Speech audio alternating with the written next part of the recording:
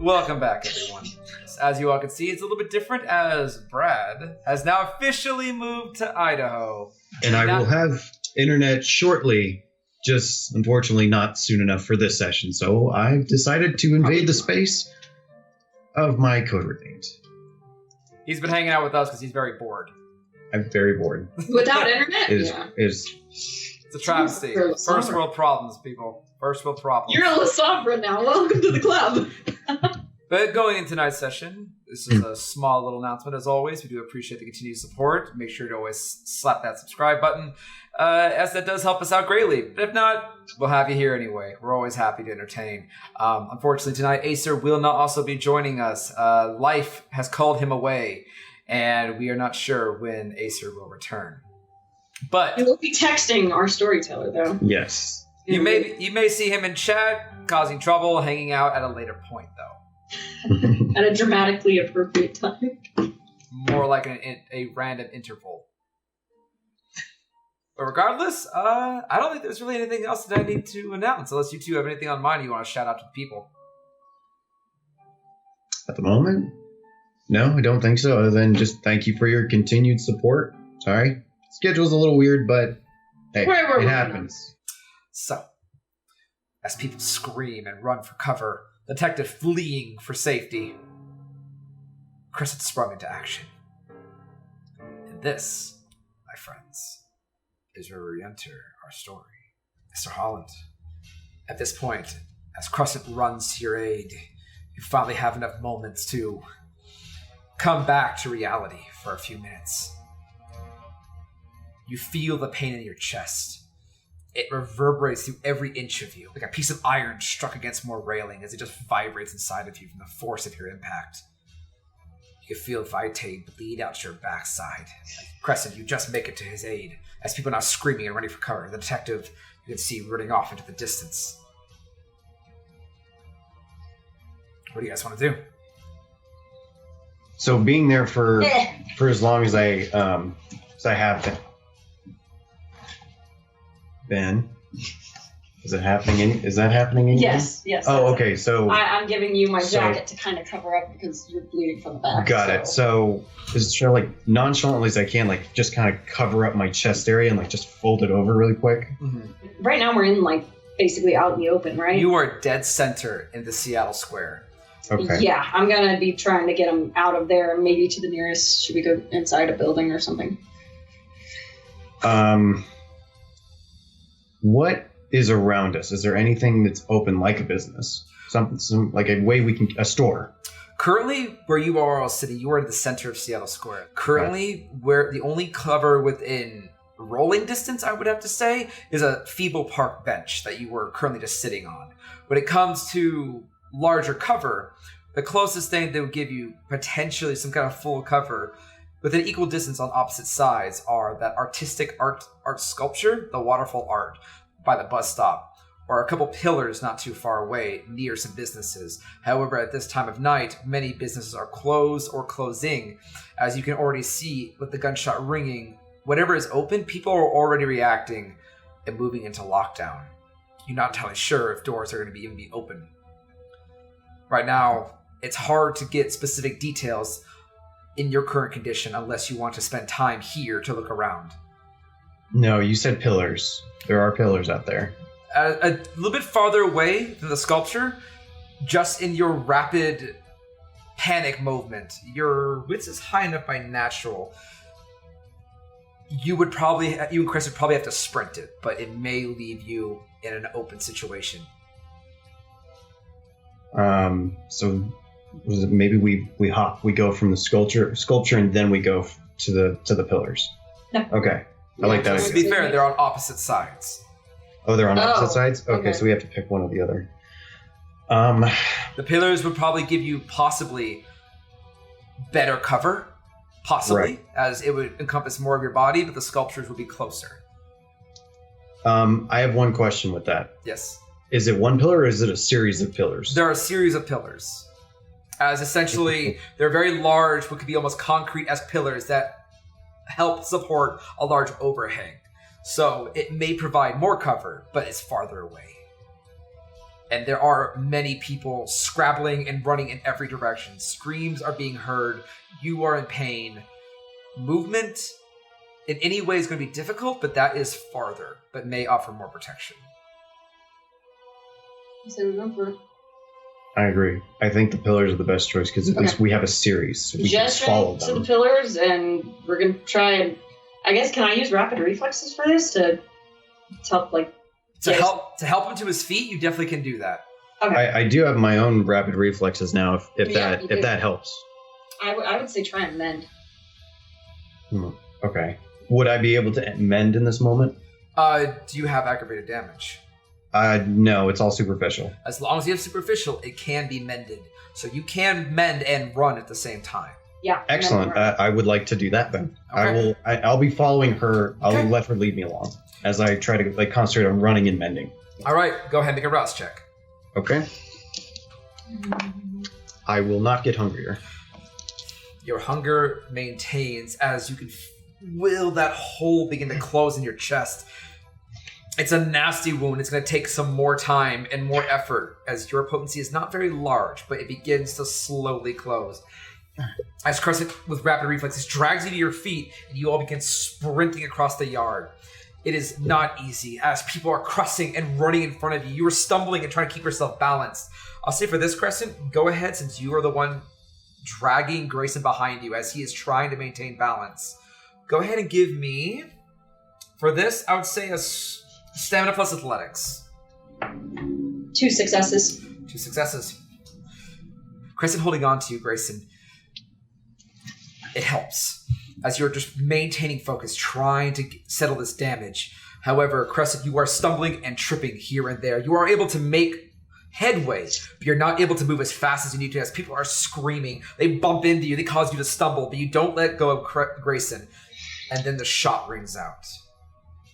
Crescent have a choice. You do have rapid reflexes, which is active. And you, based on the last game, did roll high enough to get a general sense of where that shot might be coming from.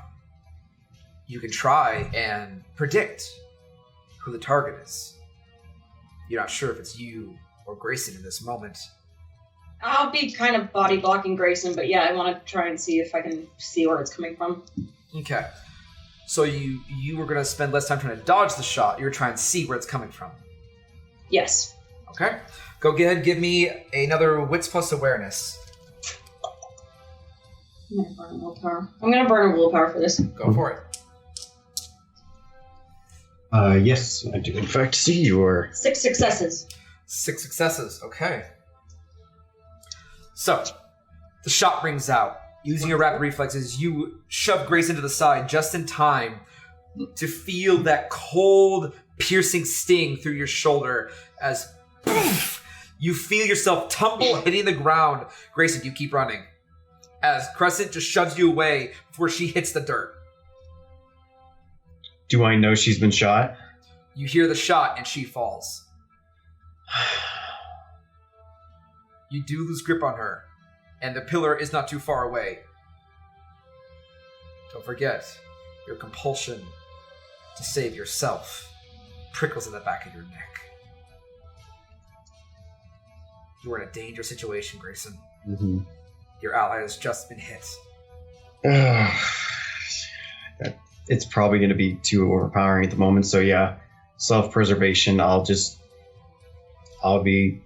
if I'm near that pillar, I'm going into it. I'm going behind, getting close. You full-on sprint. The moment you feel Crescent get tugged from your house, you don't even hesitate. Crescent, you, to almost an insulting rate, Grayson just lets go of your hand. As soon as you're hit, you go tumbling as... That's a margin of 8 successes. You take 4 points of superficial... Actually, sorry. Plus the rifle. Give me a moment. You take 5 points of superficial damage, already halved, as that shot nearly tears your arm from limb, as you're barely able to hold yourself together by a margin. But you tumble and hit the ground as you skid to a halt for a moment, as now there's this gaping chunk of flesh missing off the right side of your shoulder. It just splattered onto the ground. But as you roll back up and look, how many successes did you get for that perception? That was 6, I believe. 6. 6. You are able just for a flash of a second as you go back up to see a familiar glint in a window maybe 4 or 5 yards away. You know that glint. That's the glint of metal on streetlight. That's a high-powered scope. As you roll and keep going. Yeah, I'm gonna try and find cover as quick as possible. As that was a stumble, I'm going to need you to go ahead and give me a dexterity plus athletics one more time to see if you can pick yourself back up and make it in time before the shot comes out. You know, Dexterity? Dexterity plus athletics. You know there's very precious seconds in being able to get to cover before he fires again. And I can add fleetness to this, correct? It is in defense, yes. Yes. Turn very short. Oh, you're good. I'm glad you enjoyed the jack. Very nice. 7 successes. 7 successes. You, without missing a beat, the world seems to slow down around you just for a second as you can feel that pain strike in. And you're able to roll out, but the rock shack within your mind, that red haze, that fear, begins to attempt to cloud your mind. You're in danger. This is a war zone. This is a kill zone. You're not safe here. It doesn't matter if you take cover. And that urge to flee, that urge to run to protect yourself begins to bubble up to the surface. Now you go ahead and make a terror frenzy check, please. Unspent willpower, half your humanity routed down. As if I'm not mistaken, that completely almost filled your health tracker in one dose, correct? It did. The terror frenzy check, please. That's no successes. No successes. The rock shack begins to haze over your mind. You're in danger. You're in danger. You're going to fucking die! As the fear begins to take hold of you, Crescent, do you ride that wave or do you try to resist it? I'll ride that wave. Alright. As that fear takes over your mind, that fear completely clouds you over, how do you respond?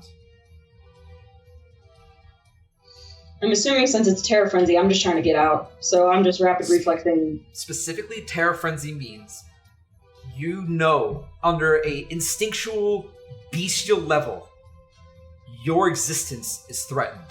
You are seconds away in your mind from meeting the final death. And you must flee. You must get away from the danger. You must reach to a point where you don't perceive any danger or resist it until the end of the scene, which to resist it would cause willpower damage. Yeah, then I'm gonna try and get away. Grayson, to your horror, as soon as you slide down, just barely able to make cover, just as you hear another shot chip off a bit of concrete nearby, you look over to see Crescent. She's running. She's running towards you. But something's not right. She's wide-eyed, fangs bared, eyes blackened, and she runs past you. She doesn't stop. She peels around a corner, just screaming in pain as she floors it past you at a blinding speed. Before you have time to realize what's happened, she's gone, leaving you alone. As you look over, you hear someone scream as another shot fires off and a body drops. People scream and flee. People are starting to crowd near these pillars where you're at as well. What do you want to do? At this point, your only ally has fled. Where she has gone, you don't know. But people are dropping. You are grievously hurt. And then it hits you. This is more than just your life's in danger. This is also a masquerade problem. As you've been shot. You are visibly wounded. Luckily, Crescent's jacket does help. But taking more of those will become more and more of a problem. And this area is going to keep getting hotter with attention. I guess in the meantime, I'm gonna try and like zip the jacket up so that I don't have to just hold it over my chest. You're a decent size bigger than Crescent, if I'm correct in assuming this. Well, it's yeah, no, that'd be fair. So scratch that thought. Otherwise, I'm gonna look very silly. I was about to The say. jacket, Very silly indeed. I'll say Like you trying to something wiggle into this jacket, you quickly realize it's not itty bitty, but doesn't fit you very well. Oh, Jesus, no. I can't. He's actually drunk. Hold on. Hey, you got. Hold on. Oh, hold on. Hold on. Hold on. He might actually have it. Hold on. Oh, you're stuck. No, it's a glove. Oh, might actually. Why is the zipper up here? Because it's the style, okay? Sure. Nary will I fight you on this. Oh my god, you actually. He did it. You know, I'll just say, I don't know what that says about Your me. zippers I'll, first, though. I'll just say for the commitment, you're at least able to give yourself reliable coverage for that commitment. That's fair. Okay, good. I will take that. As long as you're maintaining a grip on it, you can at least cover the wound for now. Yes, I will maintain a grip on it. You take cover as you are just kind of cover your head as another person drops. At this point, the shooter is ringing out every few seconds. From your perspective, you can see someone get pinned, headshot. Brain matter splatters across the pavement as they just slide into the ground, slumped. I'm gonna pull out my phone. Is there any missed anythings on there? There's only one text message. As for Okay. Bertrand. Okay. As you received a text maybe minutes ago, just stating, "I'm here." You get the insinuation that Bertrand probably is at your center. Oh, shit. As you're debating this, go ahead and give me a dexterity plus athletics. Actually, no. This would be more of a dexterity plus stealth. As you are currently taking cover as another shot rings out. Luckily, you can add 2 dice as you are in cover. Okay. I'm going to also rouse because I'm, for the love of Jesus, anything that's holy, help. I do not get hungrier. Good. I'll take my dice roll. 1, 2, 3, 5 successes. 5 successes. You're able to duck your head just in time as a massive chunk of concrete gets blasted away, inches away from your face, and you're able to tuck down yourself lower against the pillar, just narrowly missing a shot. And as you are alone in the middle of Seattle Square, hellfire raining all around you, what's going through your mind? What do you feel right now? For the time being, there is no, there hasn't been a time like this except for when he felt as helpless as he did when he was trapped under the branch when he was still mortal. That imagery flashes in his head. Absolutely. What do you want to do right now? As you can already start to hear the sound of sirens. Can I continue to mend myself in case I do get hit again? Go ahead and make another rouse check. As Okay. you continue to try and heal this wound. Okay. I do get hungrier, so I'm at hunger 2 at the moment. Hunger 2. You feel that dictator crunching against its throne, watching you with bated breath, going, "You need to run, Mr. Holland. This is way above your pay grade, and you are going to die." Don't think I understand that. Well, it's better than sitting here doing nothing. I'm fixing myself so if we do get hit again, we have a moment we don't immediately splatter on the ground. I'll figure something out. You better make a decision soon. I will not die here because of you. I will not let myself die until we've finished what we've started. Yeah, I'm calling both Bertrand. I don't have a choice. I have to call him. You quickly dial the number, your hand's shaking, but it takes you a moment, a few tries. But you pull him up. The phone rings. You duck your head down again as another shot rings out, another body drops. At this point, people are starting to take cover, left and right. Many people huddling together for support as you pull up the phone. After a few moments of ringing, what seems like hours, in seconds, it picks up. Come on. Grayson! Bertrand. Grayson, my boy, where are you? Been waiting here for 20 minutes. Bertrand, I need help. Wait, what's going on? Central Seattle. What's going on? What's going on in Central Seattle? Shooting, and I'm there. I need your help. Park, I know who it is. Or at least I think I do. Just, I need someone down here. I need your help as quick as you can. Damn it. I'm far away, but I'll get there as fast as I can. Just stay safe or get away. I've got somewhere, and I'll do it. I'm be proud of me. We're still going. I don't know for how much longer. Take care of yourself. Don't get hurt. I'll be there as fast as I can. The line dies. I put my phone back in my pocket, and I'm gonna keep mending myself. Just jacket fully covered, just doing what I can. Give me another hunger check. Okay, do not get hungrier. That massive, almost softball-sized hole in your chest, now down to the size of maybe a small jawbreaker. It's still nasty looking, but it's almost completely sealed, flesh and tender. One even would argue it's a graze, but it still hurts. I need you to go ahead and give me another dexterity plus stealth as another shot rings out.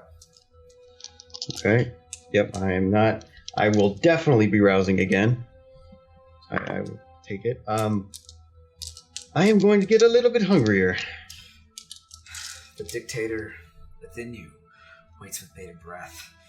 You're a fucking coward, Grayson. Just run, for fuck's sake! You sitting here just gonna get you shot! There's people. They're gonna watch you bleed. They're gonna know what you are. When this night is over, I will tell you how foolish you are and how wrong you were. However, you will thank me for that we are still living. 4 successes with a critical. 4 successes with a critical. Just as you heal up the last of that flesh wound, you feel a shot send you spiraling onto the ground, just barely grazing along the side of your shoulder that just happened to peek out almost too close to your neck as you immediately hit the ground in pain. That was a margin of 1, so you take 2 points of superficial damage. As the high-powered shot just barely grazes past your arm, just sending you onto the ground. Fucking. The girl next to you screams as she just gets up and fucking books that out into the open. Her mother screams out, going, "No, come back!" As she is already trying to scrabble up after her. I want to rapid reflex and grab her, pull her back in. You do realize this could make you vulnerable.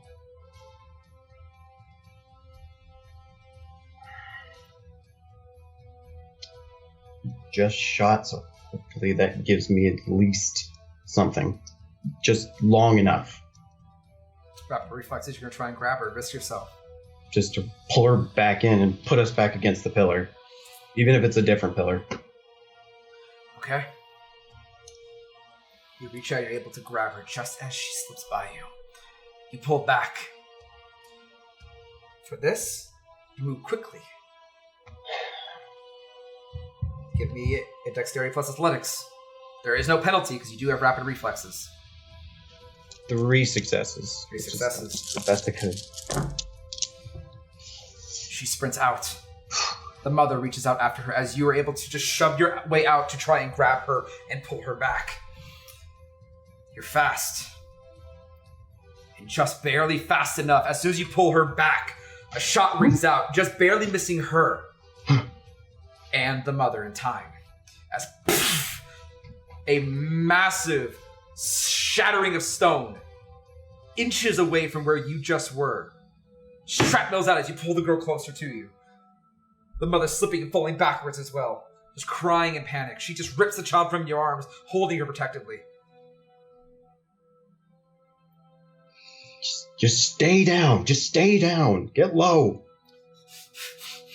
They just breathe rapidly, just nodding fervently as she holds the girl close to her chest and they just pulled her down to the ground, hiding behind this pillar, trying her best. At this point, Crescent, you just run. You keep running.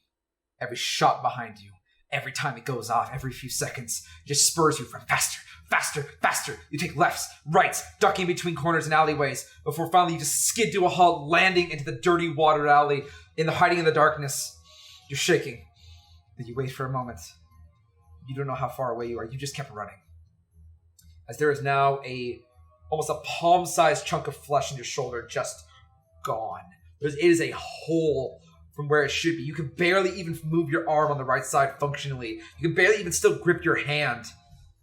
And as you sit there, just the fear settling, you turn your head to see a homeless man. just wide-eyed looking at you. His dirty face peeking out from a hood, beard just ruffled out, just... I'm gonna need you to forget you saw me, and I'm gonna use Dominate. Go ahead and make a rouse, I believe, correct? Or is I that don't... free? forgot. No, not for Those are Cloud free. Memory. That is free. That one's Yeah, free? that's free. Mm. Cloud Memory, I think, is free. Yeah. That's why He's in a not. panic, and his suddenly just goes slack for a moment. Before just starting to walk away. And then I'm gonna try and mend, and then get walking again. Brilliant. So, I believe your potency is at 3, correct? Yes. So go ahead and give me a rouse check. You heal 2 superficial damage per mend. Do not get hungrier. That brilliant orchid having oblivion does not continue to get brighter. As you slowly come back to your senses, it hits you. You just left Grayson alone, and shots are still ringing out. What do you want to do? I'm still considered Terror Frenzy, or no? No, you have long fled this area. You've allowed yourself to leave the immediate danger. And you wait as more shots ring, but they never seem close. They're close, at least in relative terms, but they don't seem to be coming towards you at all. But you don't know how far away you ran in the haze. It was just red terror, taking lefts and rights, dodging through alleyways, jumping through abandoned buildings, knocking people over. You don't know who saw you or not, but you just booked it. At least for this moment, you don't feel like you're in danger. One of my convictions is courage is a virtue, so I'm going to try and mend one last time, and then I'm going to head out for Grayson. All right, give me another rouse check. I do not get hungrier. The oblivion still sated from your last feeding. You mend more damage. Is that your full health tracker, or do you have one more, I believe? I have one more I can mend. As you begin taking off, that wound begins to heal almost shut. It is pink and tender, but the muscles reattach. Your shoulder realigns. You're able to flex your hand reliably again. You still have a bit of damage, but it doesn't look like you just lost an arm, practically. I'm going to try and go one last time while I'm making my way back strategically, because I don't want to be out in the open. I'm kind of like... I know generally where the bullets came from, so I'm trying to basically cover from that building, if that makes any sense. So you're trying to go around the city the long way to try and make your way into that building. I'm not trying to make my way into the building, I'm trying to get Grayson, because I know this might be a fight I'm not prepared to handle right now. So I'm just trying to get to Grayson. Okay, so you're trying to make it back to where Grayson is without getting hit. Yes, I'm trying to stay hidden as well, so maybe... I don't know if I can use Shadow Cloak really for that, because it does help with stealth. If you're trying to stealth and stay to the shadows, it will help you. As you just naturally touch into your natural aura, your affinity for darkness. Go and give me a dexterity plus stealth. You will be moving slowly as you're trying your best to remain unnoticed in general. And there are a lot of people fleeing and moving around. There's chaos. People are looking towards the sound of the gunfire. You can start to hear sirens get very loud. You're trying to do your best way to stick between alleys and other runways, taking uncommonly traveled paths to stay out of sight. As you're not 100% sure where you're at and what kind of viewpoint this assailant has from where he was. I'm going to use willpower. Go ahead and take out a point of superficial willpower damage. Yep, please. That was not good. Okay. 4 successes. 4 successes. I'll keep that in mind. As you are slowly... And I'm going to mend one more time, too. Okay. Give me another rouse check. Success! Despite all odds and your grievous wounds, your potency is on your side tonight.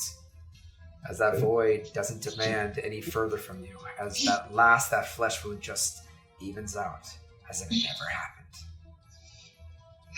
But foot by foot, you stalk through the alleyways, through paths left traveled. You've managed to slink by other homeless individuals, people panicking on bar street corners. more braver folk taking cover but looking around, trying to see some of the action. People with phones out, tweeting and live streaming the event like some sadistic millennial. But you go unnoticed, slinking through the darkness for now. Go ahead and give me, I'll say for this, give me a Wits plus Streetwise to try and get a bearing of where you are. This will help dictate how fast you're able to get back. You were moving pretty slow, but you try not to get lost either. 2 successes. 2 successes. It's a little hazy. You try to backtrack your steps. It's just enough. It's going to take you some time, though. Going back to you, Mr. Holland. The fear begins to set in even further. As people lay injured, possibly dead or dying in the streets. The girl next to you just sobbing in hysterics and just shaking, paralyzed with fear. The shots stop. Most people have run to cover by now, are hiding, not moving. No, I know what he's doing. He's waiting. I'm gonna be very quiet. I'm gonna whisper like, don't move. Stay here. Is there any like pieces of debris like next to me or anything? Currently right next to you where you are, Yeah. there's not a gargantuan amount of debris. There is a small, maybe fist-sized chunk of concrete that was blasted off the pillar next to you. But besides that, nothing much within arm's reach. Okay, I'm gonna pick that up and I'm gonna just like toss it around I'm gonna throw it diagonal. Out in the open, Yeah. as you throw it out as a bait, shatters on the ground and it's more splinters. No sound, no shot. The only thing that is pervading you right now is the smell of blood as it continues to just pool out from the center. The wind's carrying the scent closer. What's your hunger at? I'm at hunger 3. I need you to go ahead and make a hunger frenzy check. There for the I like more dice. I like more My dice. odds More go dice is big good with dice. more Yes, more dice. Great dice. 4. or successes. You feel your mouth water. You feel your gums itch. They're dying anyway. It'd be so easy just to take a taste, but it's too dangerous. It's a trap. It's a risk. And you're able to pull it back. Feed later. Survive now. Yes. I know the moment I move out into view, he's going to shoot. He's waiting. I actually will take out my phone. Okay. And I'm going to turn the camera on, the video, and I'm going to like angle it just so that the lens is at least peeking through, and I'm just going to take a quick scan and then bring it back in. Okay, this will take 2 checks. Okay. First is going to be a dexterity plus stealth. 3 successes for that. 3 successes. Okay, I'll keep that in mind. Give me a wits plus awareness. And that is another 3 successes. 3 successes. You are able to just very slowly, just inch by inch, taking precious time you can to not make any sudden moves, to put that corner out just enough where you can see the lens. Hmm. You lean over, and you're able to look out on the buildings, just tilting the phone every now and then, just trying to get a scope of the area up in the upper areas. You know the shot came high. It's about all you knew. Yes. Okay. Scanning. It's nothing. Nothing. It's still dark. And then, for a fraction of seconds, a glint. Like, almost like a flashlight going across a silver corridor in the dark in the sewer. You're able to see a very tiny spark of a glint. Maybe about 5 yards away, in an office building about 10 floors high. And I see that. I whip my phone back in and like duck down again. As you're waiting out in this kill zone, this no man's land. Still waiting. What do you want to do? The sirens are getting louder. I think I want to give the prince a call. You're trying to get the prince a call? I want him to at least have some type of knowledge of what's going on here, and hopefully, like, give him a head start on maybe covering up or discrediting whatever may happen next. All right. As you begin dialing the phone, we're going to hop over back to you, Crescent. If your heart could beat, it would be drumming in your chest at the anxiety and adrenaline you're trying to resist. Minutes go by, precious minutes. The worry begins to chew at you even deeper as the shots stop. What was going off every few seconds now grow eerily quiet. You don't know if that's a good thing or a bad thing. You said I know the general area where the shots came from. You were able to roughly backtrack. It's taken you a few wrong turns, but you're starting to get closer and closer to that central Seattle area. I'm gonna regret this. What are you gonna do? I'm gonna make my way towards that building. Ooh. You're gonna try and divert path away from Grace and try and sneak your way into that building. Yep. Okay. It takes you some time. As you start getting closer to that central area, and then you're able to just barely get a perspective. You recognize the area and you think, he's still here. Whoever is in charge of this is still here. And you decide to divert your path, take a detour, move around Seattle Square, hiding within the shadows. Doing the best you can to stay out of that range of fire, hoping there isn't some other window pointing in a different direction. And maybe this individual's focused. To your relief, no surprises. It's not long before you can hear the sounds of crying and pain, also the fresh smell of spilled blood, mingled with wet rain. What's your hunger at? 2. It's a temptation, but you're focused in. You're not hungry enough for this nonsense. You need to focus. You make it to the building you believe you saw him. The doors are locked. There are very large, wall-to-floor glass doors. It appears to be some kind of office building of some kind, and you can see into the front lobby. It is dark and there's not a soul inside. I don't hear anything either. Give me a wits and perception.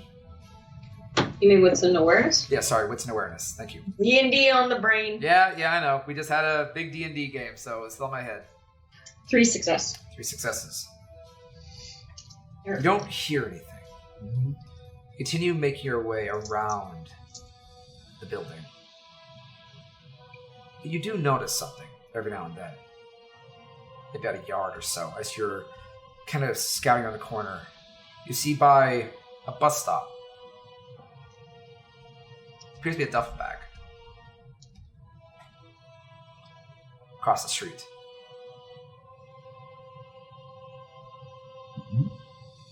Is that within the line of fire, though? That's out in the open, isn't it? It's out in the open, but it's not where you're getting hit. The direct line of fire was.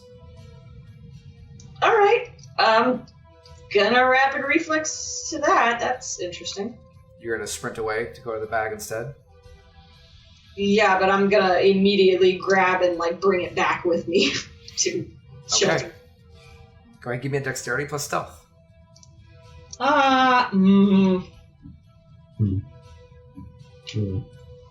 Is it still considered a messy? Yeah, it's still a messy crit. Even if it's only 1? What happened? Got a messy crit. So you have a red onk and a black onk. That was stars. Yep. So that would be a messy critical. I don't know if I have enough willpower to deal with this. You can burn a willpower to try and reroll the black to make it a normal roll. Well, Or you can deal with a crit. With this, what do you have right there? You have 1, 2, 3. That gives you 7. All right, willpower it is. Okay, how much willpower have you taken so far? I've got 1 more left. 5 successes. No crits? No crits! And you're at 4 superficial willpower damage then, right? Correct? So far, yeah. Okay, just want to make sure. Mm-hmm. You almost become too eager, but you just stop, quickly move across the yard with your reflexes, and then reach out, snag the bag, and come back to the wall as fast as you can. It's only about a yard away, not too far away. People peek around corners at you, but they don't seem to notice you as you tuck yourself back into the shadows. Carefully peek into this duffel bag. Zzz. You carefully begin to unzip it, and you pull the flap open. And you run cold. As inside, there's a hodgepodge of wires and circuitry and a big-ass light. There is a couple, appears to be some kind of hodgepodge thermoses with wires sticking out of them. You're not 100% worried what the hell this is, but it's not what you would expect to see in a duffel bag. Okay. And it looks active? There is a light, and it is on.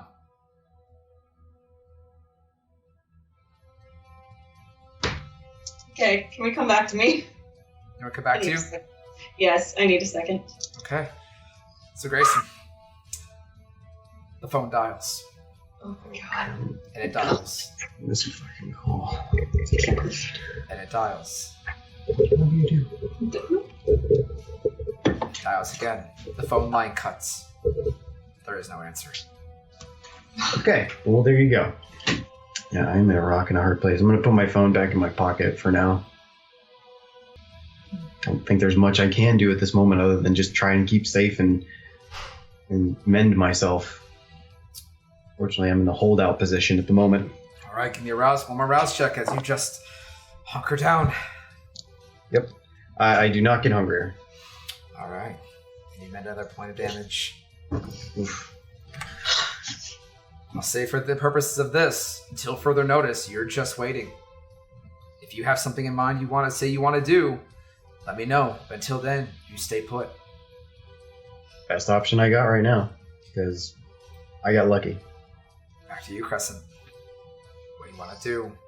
In fact, as you are here, by this building, you know your assailant is probably above you, somewhere on the 10th floor. You have this thing in front of you. You're going to choose to leave the duffel bag behind and keep going. No, I'm taking the duffel bag with me. You zip up the bag and throw it over your shoulder, carrying this device with you. You continue to circle around. There is a back door. It is a metal back door, the big emergency exit sign on the back of it. I think that's the least of our concerns right now. Yeah, I'm going through that. To your surprise, as you lean into it and press the handle down, it opens.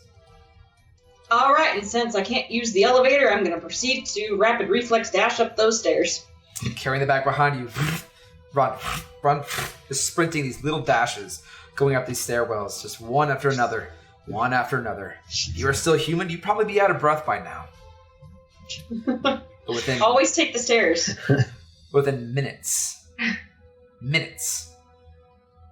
you've reached the 10th landing of the staircase. The exit door towards this area of whatever office building this is right in front of you. What do you do? And I'm going into the 10th floor. Quietly. Quietly, please. Yeah. So you're going to open it slowly. Yes, I'm not going in guns blazing just yet, but I am keeping my gun close. Okay, so shouldering the duffel bag, you pull out one gun. Go ahead and for this, I'll say your previous stealth up to this point was fine.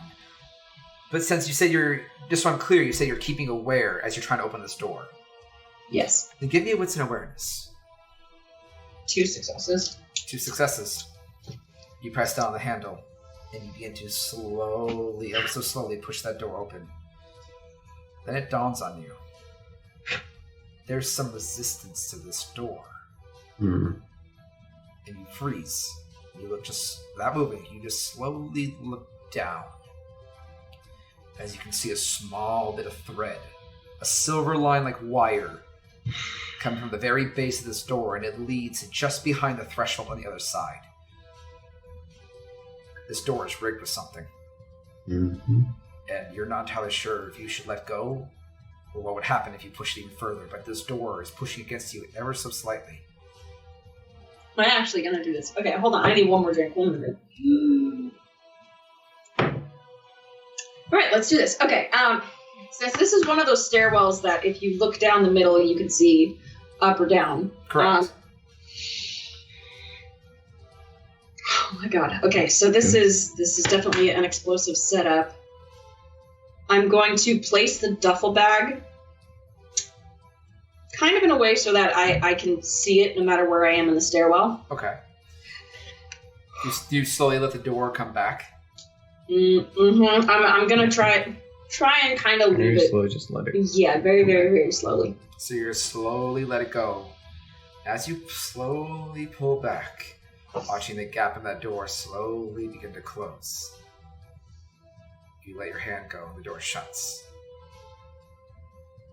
I'm going to place the duffel bag as close to the door as it can be, but also within eye shot of the opening to the center of the stairwell. Okay. And then I Press am. there against the wall. Kind of nestle it in there as best you can. And I'm going downstairs as far as I can go with still maintaining that in eyesight. Okay. As you begin going downstairs, the view of the bag continues to diminish, as it, unfortunately, by the angle, you can't see it directly. However, what you do see in the corner is a domed reflective surface. You can barely see your own image as it slowly twists and distorts, kind of imparting some of your view. But you can see the upper flat of the 10th floor from this lower angle. You can see the door from that mirror. It's a little hazy as your view is partially in it. You can see. I'm going to look at my exits. You can either run straight down, jump down the center of this massive concrete staircase, or run up. Don't look at me like that. I'm crossing my fingers for you here. I'm crossing my fingers for myself. Unfortunately, the most you can get is about 1 floor down onto the 9th landing to be able to see the corner, the flat up above you. Then I will do that, and I am preparing myself to fucking run. At which point I'll actually jump down the middle. That'll probably be. I'll take some damage, but I feel like that would be a lot quicker than explosions. Try to grab a rail on the way down. Yeah. I'm just gonna be ready on the railing. Alrighty, so what is your intention here as you brace yourself with your gun? I'm going to shoot that duffel bag and hopefully kill 2 birds with 1 stone. You can't quite see the duffel bag specifically, directly. Are you trying to ricochet a bullet? I'll try and trick shot. I want to ricochet it because my specialty is trick shot. So these walls are made of concrete, and there is some metal on the stairway. It might be possible. It's going to be very tricky. No pun intended. I'm a trick shot. Let's do this. This is going to be a wits and firearms, but you do get your specialty. Wits and firearms? Mm-hmm. To try and, in your mind, calculate the trajectory of this shot off a substance that you believe may have enough hardness to ricochet a bullet. As all you have to work with is flat concrete walls and metal railings.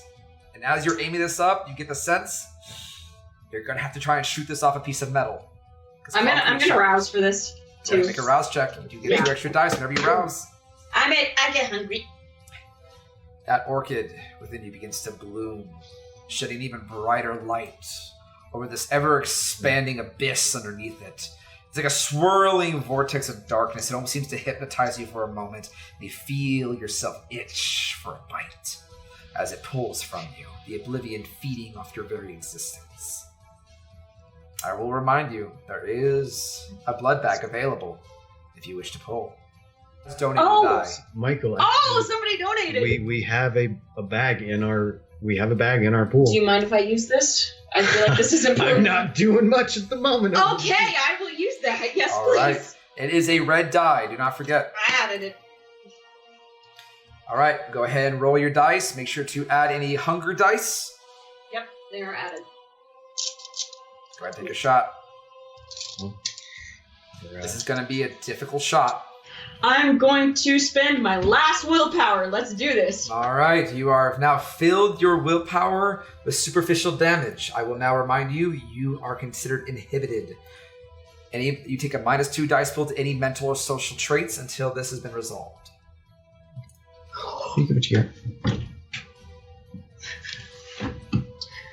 That's pretty good. That's pretty fucking good. Pretty good. 10 successes. 10 successes. There is a critical in it. There is a crit too. Yes. Is it and a- it's not messy. It's Not an awful messy. crit. 10 successes. That is a critical success. Time seems to slow around you. You look at the mirror, look at the shot, look in the mirror, look at the shot. You swear to God, you could see a fly buzzing per fly and count how fast the wings go as your eyes dilate on a very corner of the railing on the stairwell. That angle, just perfect. You squeeze and squeeze. Pop! Above you, feel the entire concrete room shake. I need Jumping, rapid reflex, jumping over. You're going straight down? Straight down, rapid reflex. Okay, you're plummeting 9 stories down. Go ahead and give me a dexterity plus athletics to try and catch yourself as you go down. And You fuck this up, it's gonna hurt. Oh You my can goodness. add your fleetness to this if you wish. I am definitely fleetness is being added. And then Alright, go ahead and give me a rouse check. success. Good. 5 successes. 5 successes. That is just enough. That's the moment you pull the trigger, you don't wait to see what happens before you just leap over the side in a split-second moment, just as you clear the 6th level, as gravity just thrusts you downwards. You hear right in front of you, the entire stairwell ratters as pieces of concrete and debris begin to fall right above you. You wait, and land just perfectly on your feet. Your supernatural strength of shock absorbing, rattling your spine as you're able to just jump back out of the way as massive hunks of concrete and rebar just land down the center, narrowly missing it. You're at the very bottom floor, but you've definitely blown a hole in the ceiling. Getting the fuck out, please. I'm going out the way I came. I'm going out. All right, what's your intention once you leave? I'm trying to get as far away from there as possible because I already know that there's sirens going off. I'm trying to get away from the scene. You book it and just start running, trying to get out of there as fast as you possibly supernaturally can. The results of your endeavor now be witnessed by Grayson. As you are waiting, the sirens begin to grow louder and louder. Until finally you could see police cars skidding, 4, 5, 6 cruisers all skidding out. Cops immediately start to get their firearms, get out, take cover behind their cars as orders are being shouted to each other. A few shots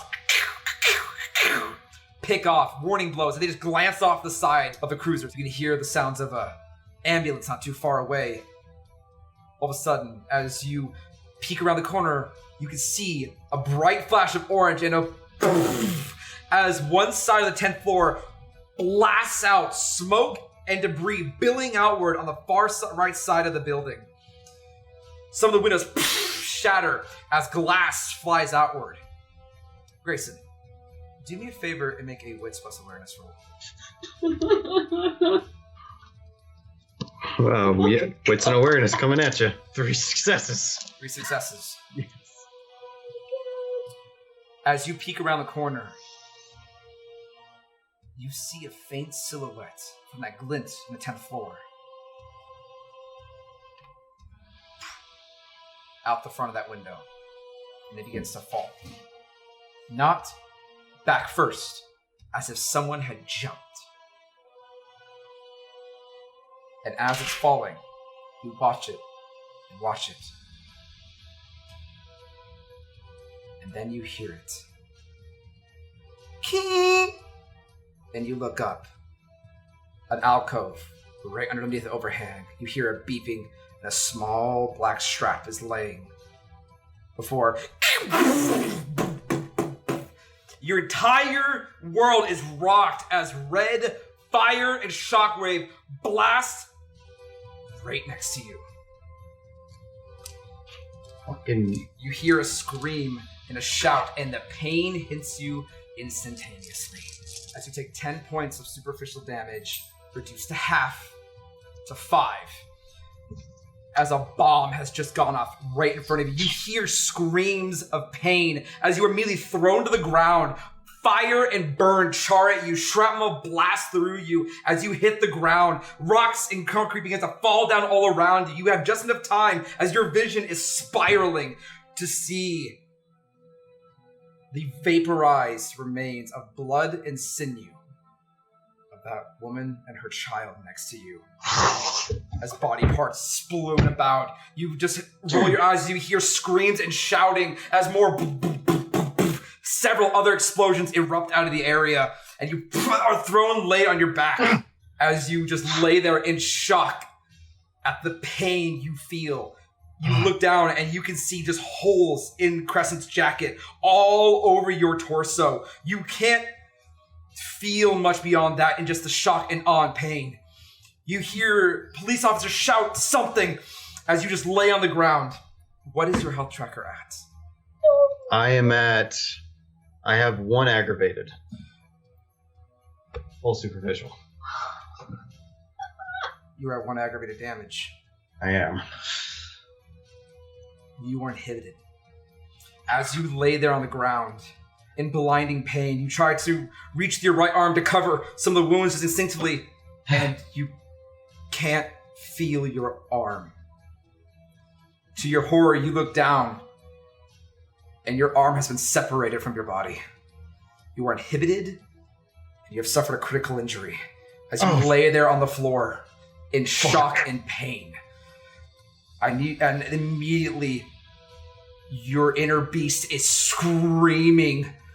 There are eyes everywhere. There's a panic everywhere. The smell of misted blood, vaporized entrails is everywhere. And you feel like you're going to die. You feel like you're going to get caught. You can't hide from this. You're out in the open. And the fear begins to overtake you. I need you to go ahead and give me a terror frenzy check. Unspent willpower. And half your humanity rounded down. 4 and 3. 2 successes. 2 successes. It's fine. Everything's fine. You Everything's fine. are in blinding terror. You can see the spotlight of a helicopter circling. You can look over as some of your vision clear and see police officers not too far away as an ambulance careens around the corner, parking behind a police barricade as people are taking cover. It is a terror scene. And the fear begins to overtake you. You are mortally wounded. There's too many nearby. And you want to run. You want to flee. You have to get out. You can choose to ride the wave and risk being seen. As there are many eyes on this hot, overly infernalized area. Or you can burn willpower and try and resist. And I'll say this, in the glimmer of your mind, the risk you are seeing here as the world slows down, as the fear threatens to take you. For all intents and purposes, you should be a dying man. You know that. It's not the first time you've seen people suffer. This would kill someone. This would kill you, had you not already been dead. A man without an arm, suddenly sprinting off, could violate the Masquerade. So Grayson, I have to ask you, you could give in to the terror and flee, or you can try and hold out. So the police are not upon us yet. Not at this second, but there are the main street where you and Crescent had pulled in, it is swarmed. So there are other ways. There are other ways to escape, but there are people everywhere. You don't have the ability right now to comprehend how many eyes could see you, what could possibly see you. I guess I don't really have a choice then.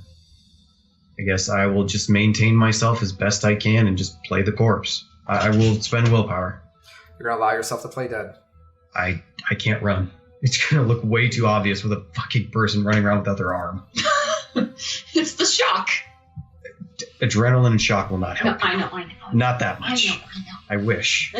I will despite the beast, I will try to maintain my composure to the best of my ability, just holding myself back to play the part of either the dead, dying, or wounded man that there is maybe no reason to pay any attention to. You take a point of superficial willpower damage. Yes. Your fear begins to tear at you. Every fiber of that being, every fiber of your own deaths is screaming, no, groveling, in a full panic for you to run. It takes every ounce of yourself just to grit your teeth and lay there as your body convulses. Death is all around you, this act of terrorism. You let your head fall sideways. In this moment, as you take that point, go ahead and give me a composure plus subterfuge. 2 successes. That is enough. It's not hard to play dead when you're already dead. What's hard is to not react, to let your senses just go fuzzy. For as you lean your head to the side and focus solely on keeping your body still, let your eyes just hang wide like a dead fish, your jaw slack. You let the vitae run from your body and begin to pool around you. The voice from the police officers become muffled as they take cover for a split moment before springing into action. You see several other EMTs jumping out of the back of ambulances. This was planned. This whole area was a death trap. You're smart enough to realize, and I'm understanding with your background, you were a military enthusiast. Agreed. This was military in style. A sapper's tactic. A smart tactic, but cruel beyond belief, but efficient. Get people out of the open. Make them panic. Make them take cover. Make them blind to the true threat as they congregate to what they think is safe. Congregate into concentrated positions before pulling the plug on a more disastrous, painful death. And it worked. Crescent, you come peeling around the corner. You feel that adrenaline. Yes, you did it. You got the one up. And as you flee out of the building, you can feel the foundation vibrating, but then your blood runs cold. For as you come around the corner and take refuge behind a nearby office building, you can see the center square. In slow motion, your eyes almost train on Grayson as an explosion throws him to the ground. Multiple explosions tear people apart, one after another. You can see Grayson just slowly turn to look at you, not seeing you, and grow still. You can see he's lost an arm. It lays some way away from him, twisted and mangled like a piece of meat. As people rush in, police officers check bodies, turn people over. There are some still living, despite the circumstances, but who knows how long they have. Blood coats everything. It's in the air. It's a vapor. You can breathe and taste the copper. What's your hunger at? 3. I need you to go ahead and make a hunger frenzy check. 3 successes. It's just enough. As the smell is alluring, it's like your mother cooking fresh pastries. You can smell it across the room, and it just entices you like a siren's call to feed. It's human, but it doesn't matter. You know it still tastes good in the deepest parts of you, but you pull back. You pull back into the darkness. As two pair of EMTs carrying a stretcher and a bag rush past you, you cower back like an injured animal, hiding from predators. As the people begin to flood into the square, officers securing a perimeter, EMTs just trying to help whoever they can to try and staunch this emergency. What do? Does Grayson look like dead? would I believe that he's dead or torpid or... Go ahead and give me a charisma plus insight. Don't forget you are inhibited, so it's a -2 penalty. You mean... Oh, wait. Charisma... Yeah. Oh, that's... social. 1 dice! Yeah, no. You have no clue. In this moment, there's just too much chaos. Your mind is fuzzy with forced adrenaline. You're crashing from an amazing and emotional victory. A slap in the face of whoever did this to you. And you're just on a downward spiral. There's panic. You can smell blood. Your senses are just overloaded. You can't tell. He's just not moving. And you will him to. You pray that he moves, but he doesn't. You pray that he runs, and he doesn't. I'm stuck between going back to the center or going to Eleanor. I believe you've already resisted Eleanor's temptations this day. So the choice is yours. You can stay, see how it unfolds. You could flee to the center. Going back to the center? Because it's under my understanding that Acer's still there, so... You leave Grayson behind. You tear yourself away from your friend. You could feel bloody tears from stress and panic bleed out the side of your eyes as you just tear yourself away. You're out of your league here. This was more complex than either you were prepared for. This was efficient. Cruelly efficient. Do you try and flee on foot, or you try and get your bike? That depends. How surrounded is my bike? It's pretty close to the police. They haven't blocked off the entire area yet, but that might be a challenge to try and sneak it away. It is loud. I just have to leave it for the time being.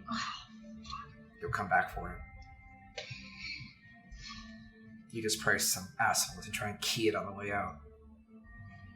I don't think there's very many people in that area right now, so I'm pretty confident it's going to be okay.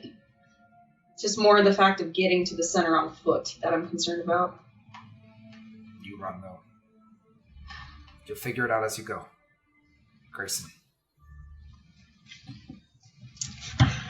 People begin to flood into the square. You see police quickly draw perimeter. They start immediately rushing to the building that exploded. You see footsteps stomping past you.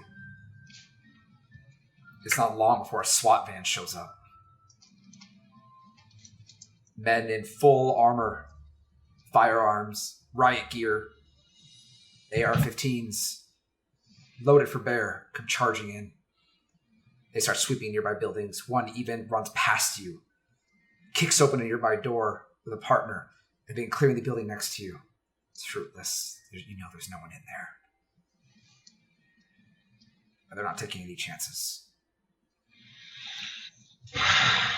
An EMT rushes to your side. A bright red bag falls next to you as you can feel 2 fingers pop against your neck. The sudden contact is provoking. Gibby, you wish to maintain your composure? I have to. You take another point of superficial willpower damage. How many do you have left? I have 2 left. You resist the terror. You feel your head turn so you can actually see the EMT. He's a young man. Pale, but strong features. Could be more than early 20s. He looks at your eyes. He shines a flashlight into one, trying to see if there's any reaction from your body. It doesn't move, because you're already dead. You died a long time ago. You see him visibly sigh, heartbroken. He must be a rookie. My head, I just think, move on, kid. Trust me, it's not worth it. Time passes as you lay there. People are carried away in stretchers. Those that were just barely lucky enough to survive, mutilated forever, losing fingers, limbs, life, horribly disfigured from this terrorist attack. Some do survive, but very few. And who knows if they'll survive when they reach the hospital. Sometime later, SWAT must have cleared the buildings as they began assisting EMTs, providing emergency aid to those that are still alive, just to buy the EMTs time. It's just a never-ending haze. And in time, the dust begins to settle. The ones that could be helped are whisked away so fast. And it grows eerily quiet as police officers just try to sort out what happened. And that's when the body bags start coming out. A few ambulances left behind begin collecting the dead as a large black body bag is put before you. Right next to you, unfolds out so carefully. Do you maintain your composure? Yes, I do. You take another point of willpower damage. As all these eyes are on you. If you make one wrong move, one slip up, there's going to be a panic. Give me one more composure plus subterfuge. 2 successes. It's just enough. As you feel gentle hands and strong grips gingerly pick up your torn body and lay you gently in the bag. And as the darkness overtakes you, shielding you from vision, and the terror begins to fade, what goes through your mind? I just think of how broken our world is. I think about how this is what it takes, or this is what people think it takes. It's at the same time combined with an overwhelming disgust that we have to bring them, humans, into this. Well, we have to drag them into our war. And if there's a final thought before they zip me up, it is that, if anything, it steals my resolve that what I am doing, what we are trying to accomplish, is not only needed, it's necessary, so that this does not happen. This is too far. This is the line, and it has been scratched out. It's been burned, it has been shot, and I am fed up with it. It keeps your focus as that final zzz plunges you into darkness. The terror fades. You've passed as a dead man. You feel the jostling as your body is wheeled away, your own death permeating inside the bag. You even had a mind to find your arm and leave it inside the bag with you, crossing the hand over your chest as respectfully as it can be. That is a good thing, actually. It will make it a little bit easier. Why would you say that? Why just stitch it back up? It's Oh a my do you want me to regrow a whole new one? No, but okay. Then I'd say it's a win. I have to take them where we have them. Cool. It's not long before you feel yourself placed down with something hard. You know you can regenerate that arm later. It'd be a bit easier than having to grow it all over again. The door is shut as you hear the universal sign of good to go. You hear the sound of heavy ignition turning on. Momentum of a vehicle as you're strapped down to some kind of table, right? And you know where you're going. You're going to a morgue. Crescent. You're running through the city. Buses pass you by. You shoulder check past people. Do whatever you can just to hide your face, your jacket gone. You can feel the rain falling down onto your shoulders. Drenching your outfit. Man, you wish you had your bike. Traveling on foot sucks. But you're just running towards the center. You need help. You can already hear the sounds of fading police sirens and ambulances not too far away, just flying farther and farther away from you. Maybe Grayson's on one of those ambulances. You don't know. As you run down the street, though, so there's a blinding pair of bright lights. The sound of a loud engine coming straight for you. What are you doing? Oh, rapid reflex out of the way of that. Jesus. You dive right close into a nearby alley as tires skid onto the curb. Crescent! Medical voice. Crescent! Where are you? I know I saw you! Medical? Oh, thank God, you hear the sound of a door opening and slamming shut. 2 sets of foot sounds. As you see, peeking around the corner, do a quick take and then a slow look, you see Medico in her nurse's outfit, eyes wide. Oh, thank God. She comes out the corner. Shortly after, you see Bertrand behind her.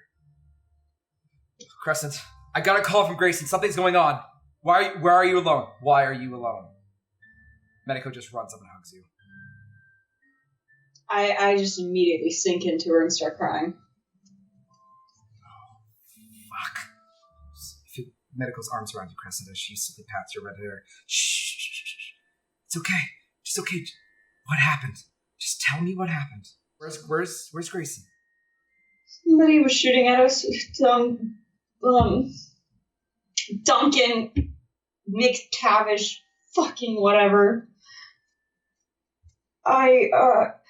There was bombs. I tried to set it off, and I don't know what happened. You feel Medico be torn away from you as larger male hands grip your shoulders as you are looking Bertrand right in the face. His face stone cold and serious, his eyes piercing through you.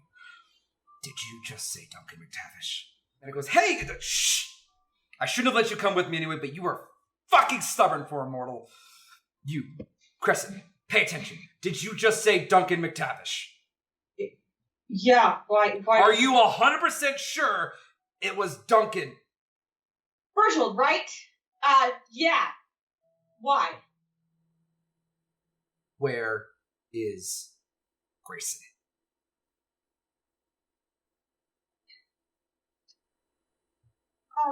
I don't know if he actually did, or if he was...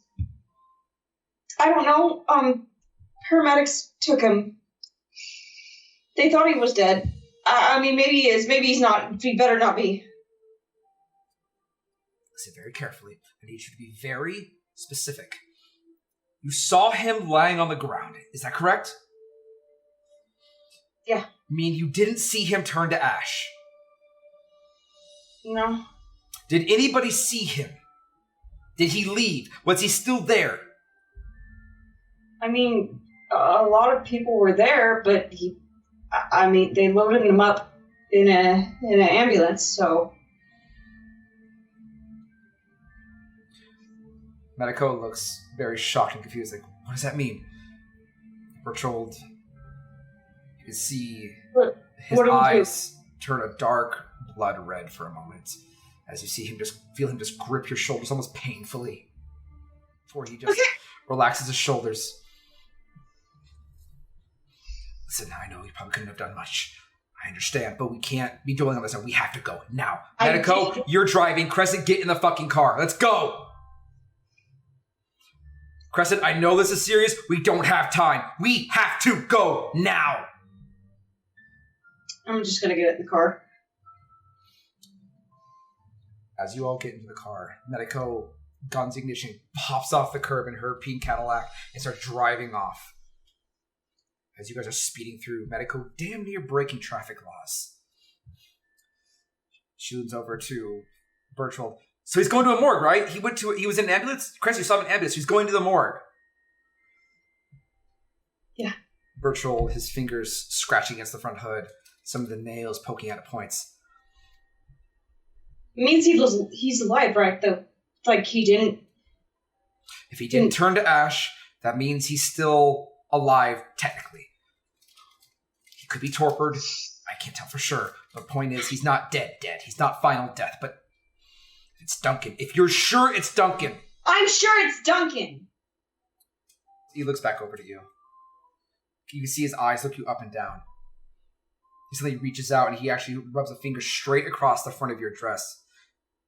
And shows you a red finger. Is this your blood? Is this yours? First of all, I don't like you touching me, but... You know what? Semantics, I know I'm more polite than this, and normally I'd be much more catering to your feelings. Time is of the essence. Is this your blood? Yes. Why? Are you 100% sure? Let me make it very clear. I am not 100% sure Grayson is going to a hospital. What do you mean? What do you mean? Is this your blood? I don't know, Bertrand. There was a lot going on. I don't. I'm sorry. I wish I want to help Grayson in this situation. You have to know I want to help Grayson. So if you can give me some sort of direction as to what I can do, I will do it. But I have no clue. You see him sit there and think for a moment. We're gonna take a chance. That's all we have. I need you to cut off the front of your dress. Everything that has blood there, I need it in my hands now. Yeah, sure. Okay. I will immediately take out my dagger and start cutting it off. You cut large swaths off. You're not 100% sure if it is your blood or Grayson's. It could easily be. You guys did scuffle together. Here. He takes it from you. Not aggressively, but he does look at you earnestly, with stress. You can see veins pulsing at the side of his face as you can immediately, even in your inebriated state, that he is on the verge of resisting his own frenzy. Virtual, what can I do? You could take a minute and compose yourself. Because, listen, if what you say is true and we're dealing with Duncan McTavish, the fact that you are alive, the fact that you did just fucking die, is a miracle. What do you know? I don't know him personally, but I know rumors of him. Okay. Let's just say he is beyond efficient. He is the one the Anarchs call. He is the one that shows up when something needs to be done. And it's going to be done. He is the one that gets it done. So why does the prince keep assigning us to this? I mean, seriously, we are a bunch of fucking neonates. We're not supposed to be put in charge of this, of dealing with whatever the fuck McTavish is. I don't know, Crescent. I have no idea what business you are we're on with the prince. All I knew is that... It's bullshit. I don't know. I'm not yelling at you. Sorry. Listen to me, Crescent. I know you are on a boiling point, but I'm being honest. All I know, Grayson wanted to see me tonight. He was late. He is never late. And then I get a call, and I can hear gunshots. He is calling for my help. The next thing I know, you're telling me he was on the ground, and you say the name Duncan McTavish. That is bad. If it was Duncan there tonight, if you were sure it was Duncan, there is a monster in the city that none of us are prepared for, and I doubt even the prince knew that it was this happening. And if it did know, I'm not even going to say that. I'm not even going to suspect that. Because here's the thing, we haven't seen Duncan in Seattle in over several decades. So why would he be here now? I haven't really said anything. Why is he this big, bad person? Who is he? You see him turn around, flattening out the bloody cloth on the dash. As you can see, he makes a large nail extend out from the front. You hear him carving into the front of Medical's dash. It's like, hey, watch the fucking paint! Watch the metal! Shut up! Just keep driving. Now's not the time. If it's really that pisses you off, I will pay for it later. So you're sire. You're here with me. Medical, I'm sorry. Don't worry, sweetheart. Just hopefully this fucker doesn't destroy my car. As he continues to scrawl. Okay. I don't know him personally. But I was alive the last time he was in town. Let's just say a lot of people died. And I'm not just talking kindred. I'm not talking just neonates and Camarilla. I'm talking everyone. Great, so he's reckless. Not reckless. It looks like recklessness. It looks like it's random. It never is. Let's just say, at that time, the city was in a bad place. People in Kindred were not going well. There was a lot of conflict, a lot of disagreements going on in both the Anarchs and the Camarilla around that time. But Duncan was the one, at least we think it was. Because here's the funny thing about Duncan. You never see him and live to tell the tale. Because all of a sudden, 3 separate buildings all went up in smoke at the exact same time. An entire goddamn movie theater was blown to bits, and there was no survivors, kind or human alike. It just happened that all 3 of these spots were Kindred havens. And there wasn't a single individual alive. So somebody called him in. I don't know. I don't know why he's here, because he's a ghost. He is like a boogeyman. He is what shows up in the middle of the night, takes your head, leaves you as a pile of ash, and then dumps a human body on top of you to cover the mess. Yeah, got it. How'd you even hear this name? Somebody said it. Somebody... It's not important. Point is, I know it was him. And he's a damn good shot. I hate saying that. You hear me go, oh, Crescent. What? Nothing. That just probably hurts to hear you say that. We have a lot to talk about. Sorry about that. Sorry that we're... You know what? Drama between friends can wait. Let's just go make sure that Mr. Holland is still alive. This is more than drama. I mean, this makes what I was going to tell you earlier a little bit look like fucking walk in the park at this point. Not, oh god, walk in the park. Okay, well, Crescent. Let's make a deal here. I need to focus on driving. Obviously, we need to have a conversation. We definitely need to have a fucking conversation, because you've been avoiding me like the plague. I don't think you're going to be friends with me after this conversation, Medical. You don't know that. I will always be your friend. I have cared for you through thick and thin, especially when you dropped in through my fucking house. So, for now... This is worse than jumping in through your house. Okay, cool. Got it. I'll be prepared for that. Thanks for the heads up. But for now, I need your head in the game. I would like to still have a guy that signs my paycheck. Where's Acer? I don't know. He took the company van and he split. What do you mean he split? He took off. Medical swerves, nearly missing an oncoming bus. Swerves around it. You hear Bertolt, easy! It's delicate. You want me to blow up? You okay there? Medico just sighs. Yeah, just ran a red light. Yes, task at hand. Bertolt, where are we going? Hopefully. What do I need to do? Just tell me. Just tell me what I need to do. Somebody just tell me what to do. For now, keep an eye out for anything weird. Compose yourself. I need you to be able to focus and ready to move, because I don't think my lovely childer is out of the fucking woods yet. Okay. You see Bertolt take his hand open. He slides a big section across his hand. But Vitae fills the car, Crescent. Oh, no. Fresh Vitae. As he pulls it to the surface. You're still at 3 hunger. Yes. I need you to make a hunger frenzy check, please.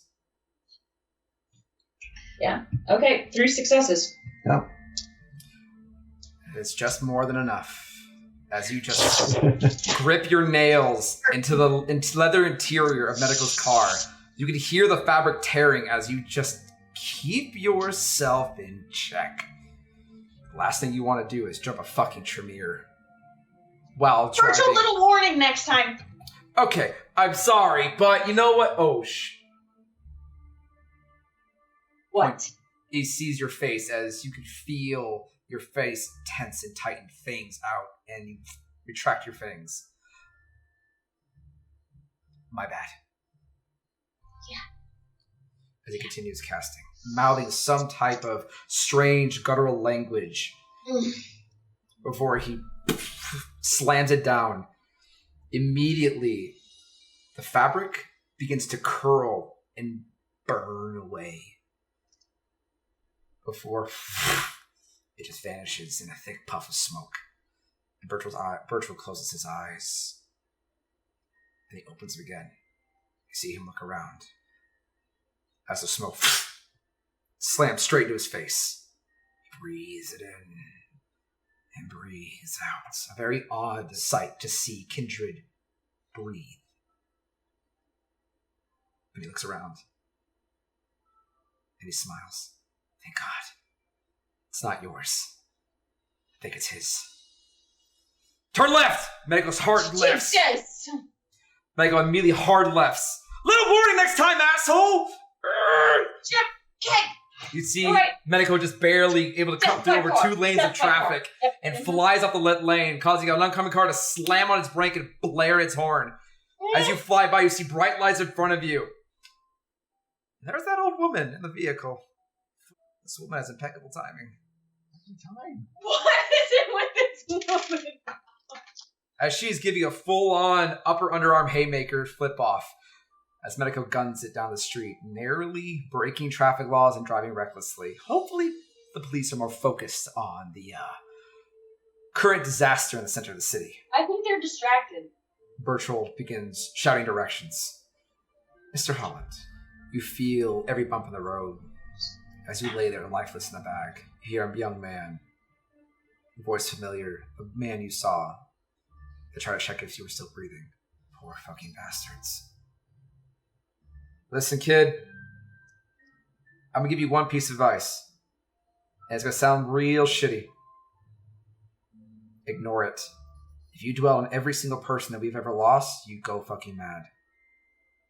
Yeah, but if you were there just a few seconds sooner, what would you have done? What could you have done? Run out in the middle of whatever was going on there and get shot yourself, blown to bits? You tourniquet some young lady's arm together to keep her from bleeding out. What would have happened to her had you been blown to bits? It's a tough pill to swallow, kid. But you do what you can. And you don't think about what you couldn't do. I know, there was a watch out! You feel the entire front of the van lurch forward to a hard stop. You feel a slight swerve as you hear one go, shit! Get out of the goddamn... Some gunshot goes off. Sounds of... Both the sound of something scraping against metal before large doors open up. What the fuck? What? Shut up! A very deep, raspy voice. Get in the fucking front and drive. Just let me go, man. I have no... Drive. Okay. I'll drive. You hear the tumbling of footsteps across metal. The car seems to grind against concrete. The ambulance pulling off the curb back onto the road.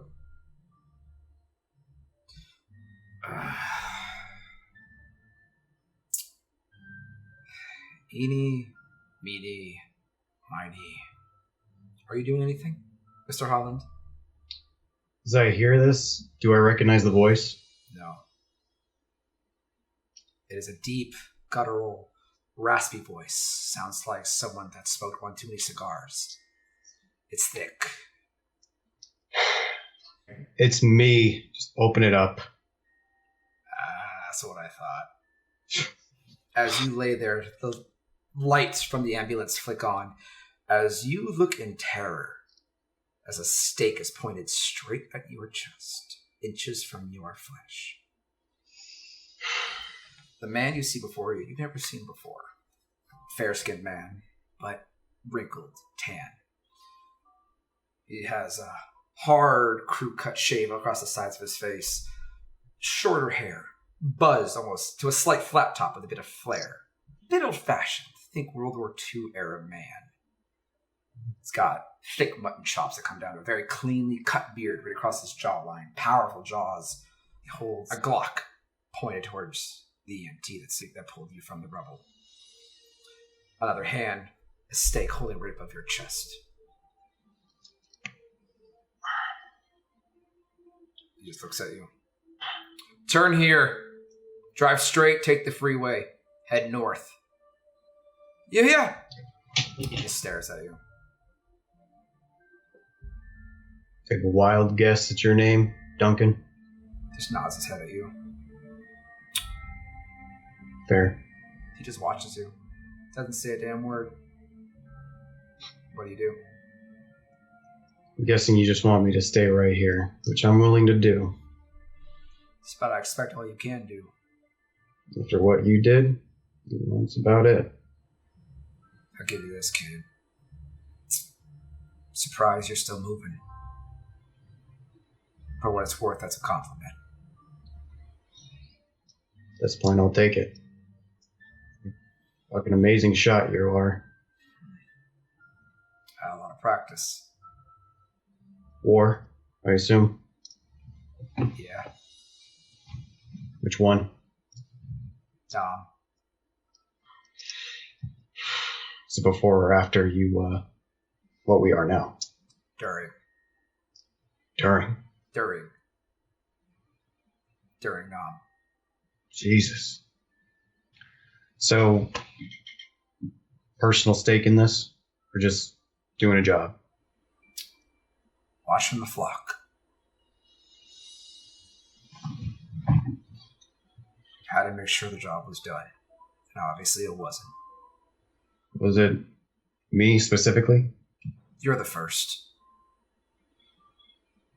You're the first of many. You don't really need to worry about that, though. The only reason why I haven't stuck you yet? Just because I guess you can call me sentimental. It's not too often I get to see the face of somebody. At least not through my scope. Sometimes you forget that that feeling, being face to face with somebody. It's not always a bad thing. No, that's not it. I could give a rat's ass about seeing people. Just been a long time since I've seen another one of mine face to face that survived and just immediately turned to ash at the pull of the trigger. I say I've been through a lot myself. Not much as you, but I've had my own scars. Well, don't worry. You won't be a sufferer anymore. With that, he begins to start pressing that stake down into your chest. Come on, already cooperating. The least I could do is at least see. You're going to see everything as it happens, my friend. Sleep tight.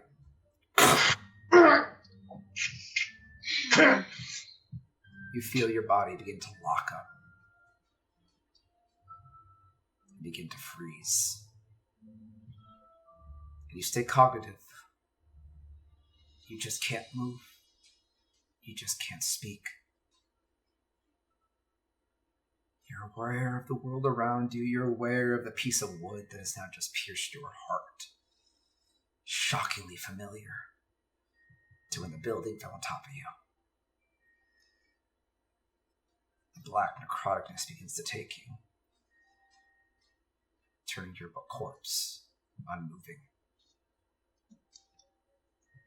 You just stay there looking at the face of the thing that wants to kill you, as he just relaxes his shoulders, cracks his neck, looks over. Turn here, take the exit. Head to the yard. But there's nothing there. I said head to the fucking yard. He gets a drive off. He doesn't say much. This Duncan just keeps the gun trained on that poor EMT. You could feel the road.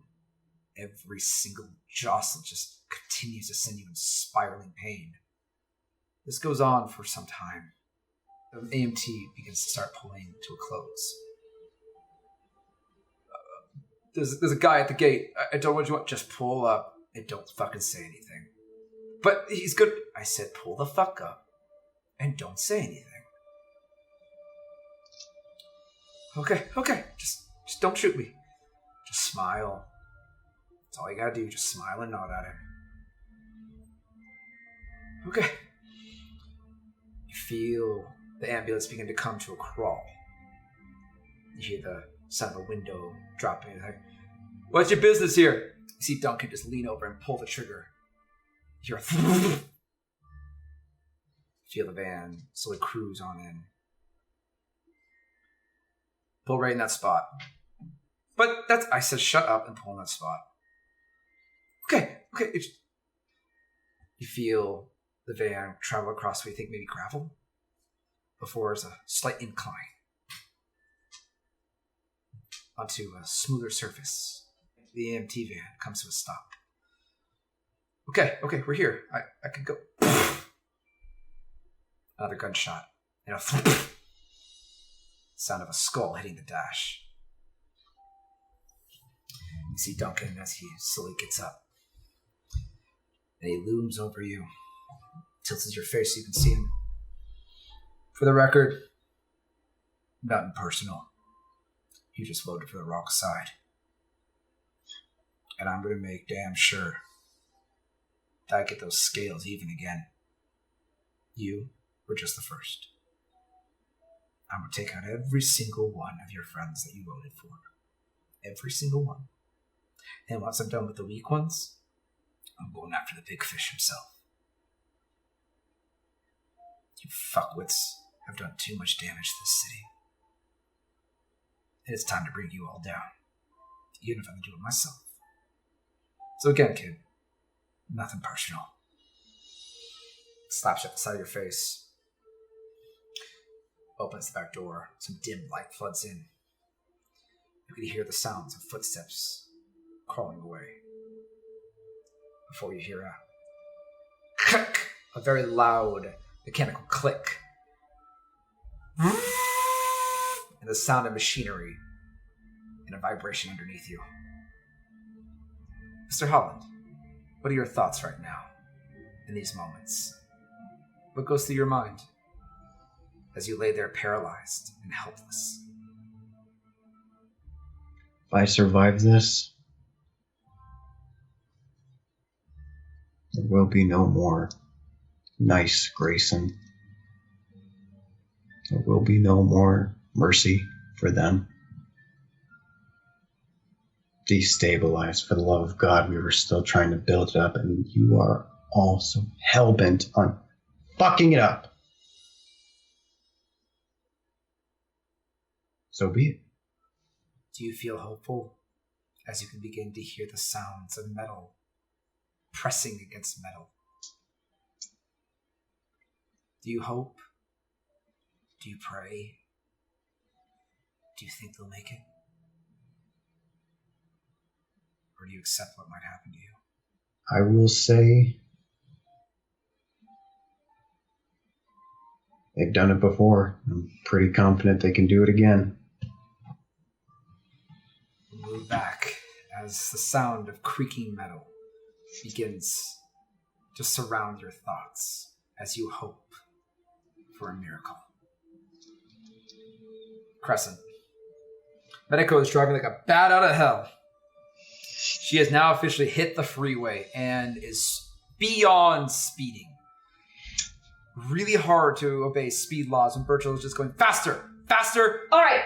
Birchall still would like to get there in one piece. Okay, we need to get there one piece, but I'm pretty sure we're going to have nothing but fucking dust to clean up with a goddamn Roomba if we don't hurry up. Okay, what is going on? You said that you don't expect him to go to a morgue? No.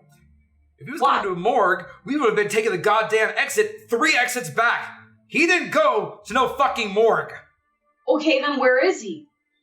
I don't know, but hopefully this is leading me to it. I can see it. Okay, What's going through your mind, Crescent? Back in this car. I'm pissed. Beyond pissed. I hate feeling this way. I hate feeling like there's nothing I can do. I hate feeling helpless, and I want a piece of whatever's happening, whatever's doing this. And that desire, that anger fills every corner of your being. As Medical guns it, you can hear the sound of the engine roaring like a lion in your ears. She has a bit of a muscle car. As she is swerving and dodging traffic as best she can, narrowly missing blockades, narrowly running into cars next to her, cutting off any time that she can as Bertrand just continues to push her on and on and on. It's before long you kind of recognize where you're getting farther to the north of town. Towards Northgate, past Northgate. Where are we going? Then you, Where's... I'm not entirely sure, but it's leading us out of the city. Out of the city lines. But you feel your stomach drop as you come very recklessly onto a main road. The car almost fishtailing as she works to get it realigned and speeding down this industrial northern district as you see a sign flash past you. Seattle Junkyard. Next exit. Okay, what are we doing in a junkyard? Virtual doesn't say anything. Take that right! Take that right! She swerves while slamming into the side of one car as she cuts around a corner and guns it down the straight. Straight. Plow through it as you see the fucking gate rapidly coming towards you. As Medico just guns it harder. You press deeper, just gritting your fucking nails in the upholstery as she guns it hard into a chain link fence. Metal splinters, the front end creaks as the front gate separates, toppling over the front of the hood. You hear a metal scratching against paint as the gate slams right behind you as Medico hits a brake hard as the car immediately begins to swerve sideways, sliding closer to this pile, and you close your eyes and you open them. The car just barely nudges against the pile as Medico is just shaking. What do you do, Crescent? The car is stopped. Bertrand, tell me what to do. Let's go! As he literally just, to Medico's dismay, doesn't open the door, kicks it off. As full-on vampiric strength flies out, he leans back, the door flies off the side, slamming all the way open and slamming into the junk pile a good 3 or 4 feet away as you just hear her shriek as he is out of the fucking car and running. I'm following right behind him, and before I leave, I'm saying, Medico, stay in the car! Defend yourself, do something! My fucking door! Yes! Stay in the car! Do something! Defend yourself, please! Are you out? Yes, I'm out. You undo the door, chasing after Berchtold. He is moving like a bat out of fucking hell. I'm following right behind him because obviously he's onto something that I don't know. So I'm going straight after him. He runs, moving fast. Doesn't even stop to see if you're right behind him. He is like a bloodhound on a trail. It's at this point, Crescent, you hear the sound of active machinery. You hear the sound of crunching. As Bertrand just saying shit, as he just turns hard around the corner. As you come hot on his heels, make a wisdom perception roll, please. -2 dice. You mean what's an awareness? Yes. Right. 3 successes. 3 successes. As Bertrand takes off down the straightaway, you come around a corner. The sound of footsteps catches you. As you're running, you look to the right and see a man. Bertrand! Bertrand just isn't even responding. He is taking off. Fully focused on the task at hand. But as you're running, you see a man. Clean shaven, the thick mutton chop beard. Heavily wrinkled skin. Militaristic haircut. You see him geared up. Camo pants. A black t-shirt with a vest over the front of it. You can see him holding a pistol in his hand, and your eyes make eye contact. It immediately, a shiver hits your spine. As you look at the man, you look at a man that is a predator. You look at a man that just by looking at him, it had to be him. You can see even just the slightest bit of dirt, of soot, on the side of his face as you both make eye contact as he just looks at you. And he walks around a corner. Berchtold is running. You have to make a decision on where you want to go. I'm going after the guy because I can trust Bertrand to go after Grayson. So I am rapid reflexing straight to him and seeing if I can get hands on him. You rapid reflex around that corner just in time. As you reach out to snatch him, he just turns around, shakes his head as you see him disappear into the soil. As if the earth itself swallowed him up. Fucking coward. You hear in the distance, Crescent! Got it! Going. As you come running at a breakneck pace, give me another wits and awareness roll. As you've lost sight of Bertram. 1 success. Success. Succeed at a cost, as it is close. This has sidetracked your focus. You have lost sight of Bertram. You are in a maze of junk and debris. The smell is overpowering. The senses overloaded. Your mind is foggy from the night's events. But you hear his voice. You hear the sounds of machinery. You can follow it. You're in need to tap into it deep to the beast, and you will get hungrier to do so. If you're getting too hungry, you'll be at the risk of frenzying. Yeah, I can't do that. I'll be at max. You won't immediately dip into a frenzy. I will say that, but you will be starving. Do you take the cost?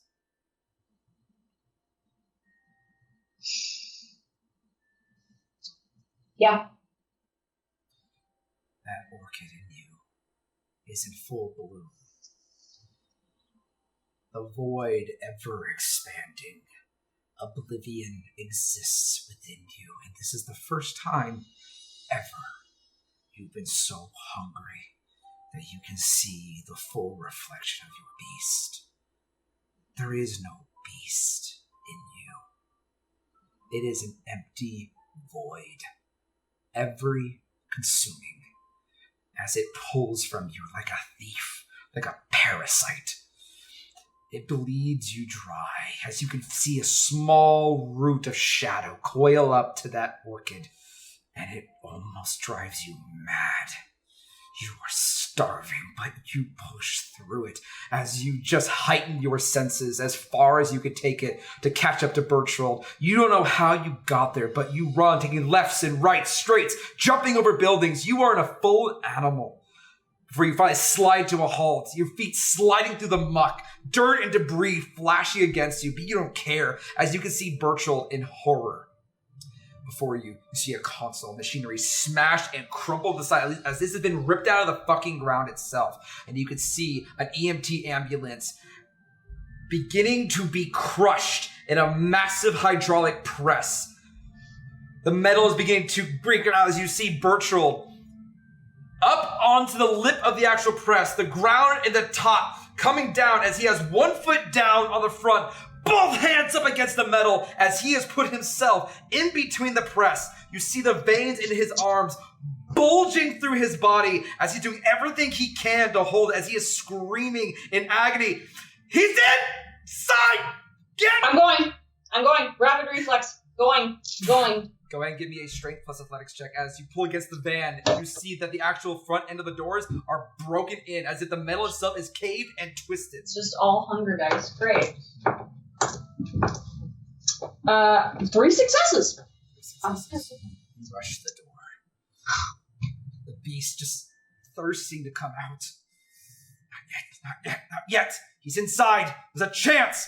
As you can hear Bertram just screaming in agony as you hear the sound of bones snap, and he still pushes through. You can look over to him as a momentary distraction as you see bone jutting out one side of his arm as he holds it down in pain, just pushing everything he had into this Atlas moment, giving you as much time as possible as you don't even use any finesse. You dig your feet into the side of the press. You dig your full hands into the side of the door and you begin to pull as you feel your fingers break through metal, puncture through. You hear metal tear. You feel the pain in your fingers as sharp points dig into your flesh and you pull!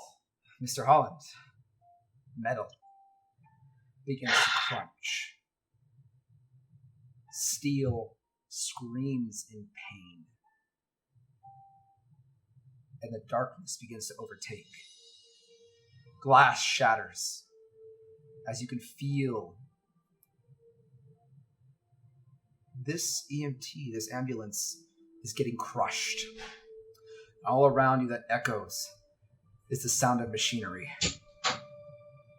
You can look up and see your ceiling begin to shorten. The walls begin to bend inward. It's like you're being inside of a soda can that is being slowly crushed. It gets closer and closer. You then hear the shouts. You hear Bertrand shouting. You hear Crescent screaming. You hear metal tearing as that roof gets closer and closer.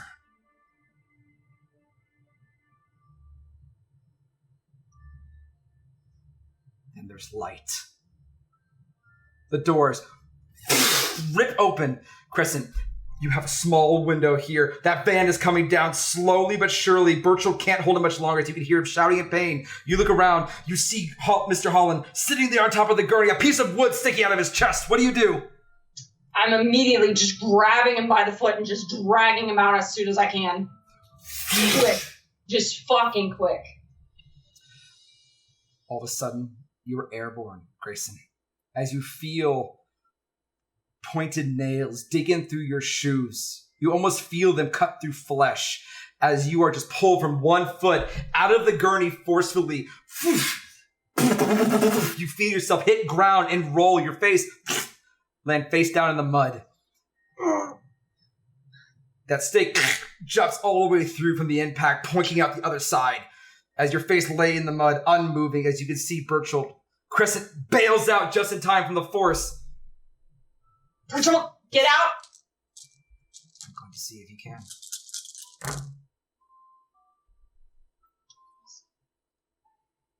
It's going to burn a willpower. You bail out, Crescent. You hit the dirt. It's too fast. As Bertrand turns his head to see you, the press coming down, you can see bone jutting out one ragged arm. And he pushes himself off, lands in the dirt, screaming in pain, just in time as suddenly the hydraulic press is released and this ambulance is turned into a cube of metal and flesh. Bertrand lays there in agony for a moment. It's Crescent. You see he's alive. Bertrand made it out, but you look over to see Grayson face down in the mud, unable to move, a piece of sharpened stake sticking out of his back. I'm immediately going for that. Taking it off. She rips it out in one blinding stroke, taking flesh with it, and the pain hits you at once, and you suddenly can react, Mr. Holland. Fucking God!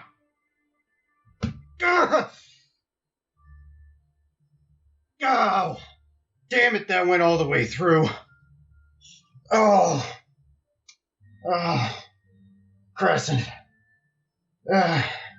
You, my dear. Ow.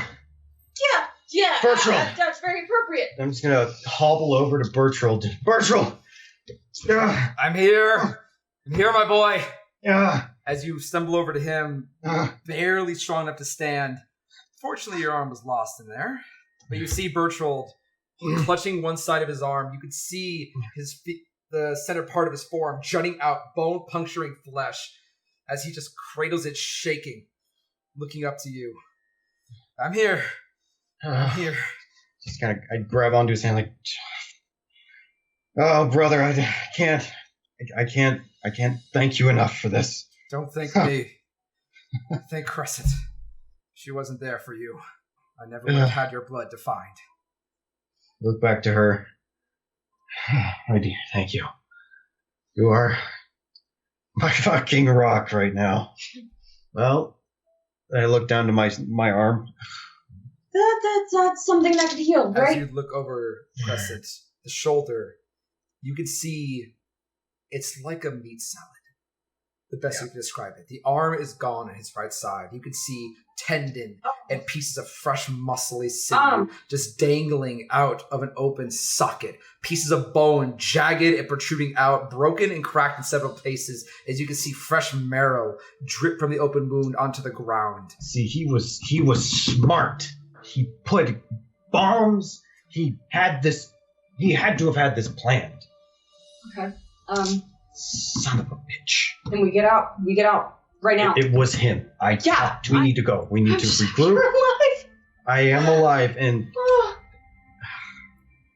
that's going to take a while. Mm-hmm. Yes, Bertrand, please come. I can't. I need no more surprises tonight. Oh, yeah, no. No more, please. No. As he slowly begins to painfully stand up, you actually watch as he flicks his arm out. You can hear a sickening as he mends the damage. You watch the flesh actually jut outward like a rubber sling toy for jutting back in. You hear bone and bone collide, smacking against like rocks on concrete as you watch flesh just knit itself back up. He doesn't even flinch. Okay. Okay, yeah, let's go. Yes. Can someone help me? Yeah, gotcha. Thank you. Gotcha. Yep, the one arm. Yeah. Virtual comes out onto your Yeah. vacant side, gets underneath your armpit, underneath the flesh and muscle, and props your back up as they help you back to Medico's car. You come around the side of the junk pile. In shock to see Medico's car is still functioning, but it is now missing a passenger door, which is some about 5 feet away. And Medico is just looking, goes, beep, beep, taxi. Yeah. Medico. Hello. Okay. Boss, we really gotta stop meeting like this. We really do, Medico. We will talk about vacation days very soon. I also need a new door.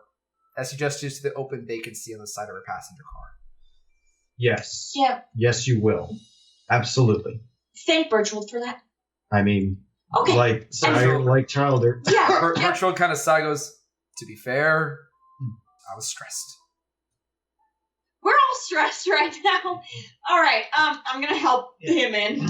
Thank you. I suggest we put him in the trunk. Put him in the trunk.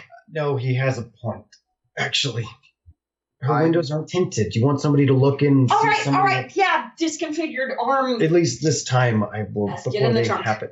Never thought I'd say that to anybody. All right. Excuse me. Actually, maybe I have said that. So I kind of fumble with the trunk. Like, how does this work? Virtual just shakes his head. Medico, can you please open the trunk? And you both help gently close the trunk on top of him, putting him in comforting darkness. Unless if anything comes up, I'll say for the sake of brevity, you will make your way back towards the treatment facility. What the hell just happened? Virtual shakes his head. McTavish happened. Yeah, but why? Grayson doesn't hurt anybody. You hear a knocking from the back. Medico leans back. You can actually pull back the other seat. There's. As I push down the seat, perfect. I can't believe What it's did he say? It's a hit. He's coming after us. Says the scales are unbalanced and he's here to rebalance them. Okay, again, we are a bunch of neonates. Why? Causing too much trouble. Trust me, I'm not happy about it, and I think it's a little... What the fuck am I talking about? This is ridiculous. Bertram, this has got to be responded to by the prince. This was an attack. This was a masquerade violation. Bertrand takes a moment to lean back into his seat. He slowly looks over to you, Grayson. You could see, for once, the many years on his face. Elder kindred carry themselves very differently, but Bertrand always was very composed. This is the first time you've actually seen him look genuinely worried. This is going to have to be taken care of one step at a time. Something bigger is going on here, and I don't have the authority to give you any type of direction on this. But for now, all I know is we need to get off the streets. We need to get somewhere safe. Frankly, I feel a lot more comfortable inside some concrete walls than inside of a car with no door. Yeah, whose fault is that? I know, I was stressed! We're... Alright, okay. Relax. Everyone, please. Yeah. Say first of anybody, thank you all very much. Again, I would not be here if it weren't for you all. Can I have my jacket back? Sorry, it's missing an arm now, but... As he hands it back to you, it is just shredded rags and leather, an arm missing, and a massive gaping hole in the back. You slip it on, and it's like a half-shredded, one-armed fist. It's okay. It's okay. You're alive. That's all that matters. And I mean, like, it can work, right? Yeah. New one, Christmas gift. Please don't talk about Christmas around me. Right. I have to ask, has anybody heard anything from these? No, Anything. no, I haven't. Medico sighs. He took off shortly after you guys did. He helped me for a bit, then he said he suddenly had to go. I asked him where, he didn't answer, and he took the van. I thought he was coming to meet you guys. I would. Obviously not. He didn't know anything about what we were doing. I thought he was going to stay there. Look, I agree. We go back to our center. Medico, I don't know if you want to hear any of what we have to go on, but you're more than welcome to. We go into our area and we discuss more. I don't have a lot of time right now. When was the last time? You can immediately recognize the signs of it. You've had it happen to yourself. She's twitchy. He's aggravated. You can already see the teeth pushing through as she's just white-knuckling the side of the car, digging her full fingers into the sides. She's about to eat a goddamn chair in a minute. She is starving. Okay. Can you maintain? I can try my best. I can't give you anything right now. I can't. I'm not asking you to. I'm just warning you. You're right. I'm offering it to you if I could, but I can't right now. Just. I need Eleanor right now. I need something. Please. Do you want us to take you there? Yes, just take me to the goddamn church. Either that, or somebody's about to die. Mariko? Medico stays quiet for a moment. I don't want her to go back there. Grayson, I don't want her to go back there. I need something. Shh, I can't help her like I am. And she is barely hanging on as it is. Then she can have some of mine. Anything but her. That's... It's out of the question. I know what you are, I get it, but I don't want you going back there. Every time you come back there, you're worse. Every time, Crescent. Look, if it's just something to top you off, push you further back. I know, but she also has a point. The longer we are out in the open road, the more danger we are in. Not her. We'll do anybody but her. There isn't. Then get somebody. There isn't. No. Virtual just looks over. Just give her one of your herd. If she can hold out, she can eat from that. You're obviously in a pickle as it is. Twist the knife. Beggars can't be choosers. He has a point. We'll pick somebody from the center. Or we'll pick a few. Take a little bit off the top each time. I can't feed from them. Bertram slowly turns and looks at you, Crescent, and makes eye contact. What do you mean you can't feed from them? Oh, you're one of those. Of course you're fucking one of those. Fuck's that supposed to mean? I think you know goddamn well what it means. Fine. Let's get us back to the center. He slowly looks over to you. Grayson, you owe me for this. Already established. I absolutely I'm not talking about saving your life. You owe me for what I have to do to keep things in check. Got it? More than you know. At this point, we fade away as tensions run high. You all slowly pull in to the front gate. Crescent, you were just itching. It's like a fucking heroin addict. You're just about to lose your goddamn shit in any minute. But you pull into the darkness of the garage.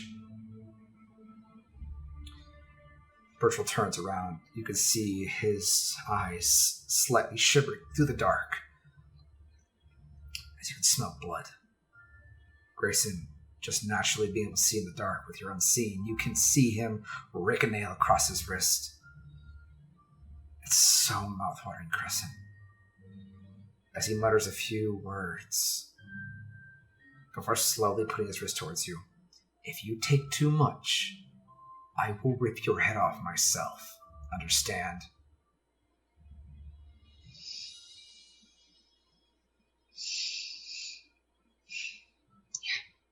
I'm gonna go over next to Crescent. I'm gonna hold on to one of her hands, anchor here. You're here with us. Okay? I'm sorry. Puts the wrist in front of you. It's intoxicating. This is what we do. I'll go in and bite his wrist. You tend to be gentle, but that's not what happens. You latch onto it like a starving animal. Like a hair trigger just been pulled, and you bite down hard. You can hear the crunch of muscle and sinew beneath your teeth as you clamp down. Virgil flinches and tenses as you begin to drink violently. His blood is thick and rich. A sensory explosion, and you can't help yourself. You have to keep having more. I need you to make a hunger frenzy check. I need to check something, as currently I believe you only have 1 die left to resist, correct? Yep. Fortunately, it's impossible for you to resist. With 1 die, you can't do it. It's too much. You are starving. You drink and you drink and you drink. You fill in this empty void. It's like a raining red waterfall down your throat and into this orchid around you. You can see it, this glowing parasite drenched in crimson, like a heavy rainstorm, a monsoon in the jungle, as you fill this everlasting void. And you drink and you drink. As you drink, you see Berchtold begin to... Crescent. God damn it, Crescent. Mr. Holland, get her off me! I'm going to reach around with my arm and triangle underneath her neck. Go ahead and give me a strength plus athletics. -2. You only have 1 arm. Miss Berchtold is helping you, so actually I'll make it a -1. As he takes 1 hand and gets pushing off the front of her face. That'll be 3 successes. 3 successes. As Crescent... Stay with me. It is like a tug of war. You are wide-eyed and frenzied as you are like inhaling the most intoxicating substance you can imagine. It is thick vitae. It's not blood, it's vitae. It's exactly what you need as it fills in that void as you drink and drink. And you go down to 1 hunger. And you want more. You can't resist it. As you begin to dip into the darkness, you can feel that well starting to thin. You hear Berchtold and Grayson hollering at you, screaming. Crescent, you even see Medical. You feel gentle hands upon you begin to pull you off as well, as you are like a rabid animal tearing into his wrist as he is screaming. Grayson, you see actually Berchtold begin to pull back, and you see him begin to cast. You can see small bits of smoke beginning to come off his fingertips, just in time for enough motivation to you tear her away! Fresh vitae coming down the front of your lips as Berchtold pulls his hand back. There's hardly even any meat left on his wrist as he licks it shut, just shivering. Damn it! He just jumps out the side passenger. Now I need a goddamn meal. Holland, I need a quiet room. I need you to bring me. Someone, anyone, now! Berchtold, I have... Now! Holland! Medico, grab him somebody. Grab him the ones that are drowsy. Let him have his thing. He knows he can cloud the memory. I need you to go ahead and give me a charisma plus persuasion. As Medico looks at you like you just slapped her in the face. You know exactly why. You're asking her to bring someone to purposely get hurt. That's 3 successes for me. She looks at you, looks at Berchtold, who is just convulsing with anger. You can see his teeth bearing out, almost like he has jagged shark-like teeth. As he is just holding himself back. She slowly looks over to you, Crescent, just wide-eyed. Okay. Just stay. Here. As you watch her go inside and open the door, she hesitates. Rudy! As she takes off. You don't need to be sorry. It's fine. We're all alive. That's what's important. A few moments later, the garage door opens as you see Rudy sprint into the garage. Goes, what's going on? Let's go. Holy hell, boss! Rudy! Fuck! Rudy! Berchtold immediately moves like a rabid animal, blinking past the move, is on Rudy. He screams in pain before just going limp. God damn as it. Bertrand digs into his neck, drinking violently. I'm going over to Bertrand and I'm putting my hand on his shoulder just in case. After what seemed like a long time, you start to get a bit worried before finally pulls back, hits the ground. Fuck. I lean down. Is Rudy? Is he breathing? Yes. He's pale. Oh, God. Medico just stands there with fingers in her mouth, just putting, I know he's not full human, so I thought he could, like...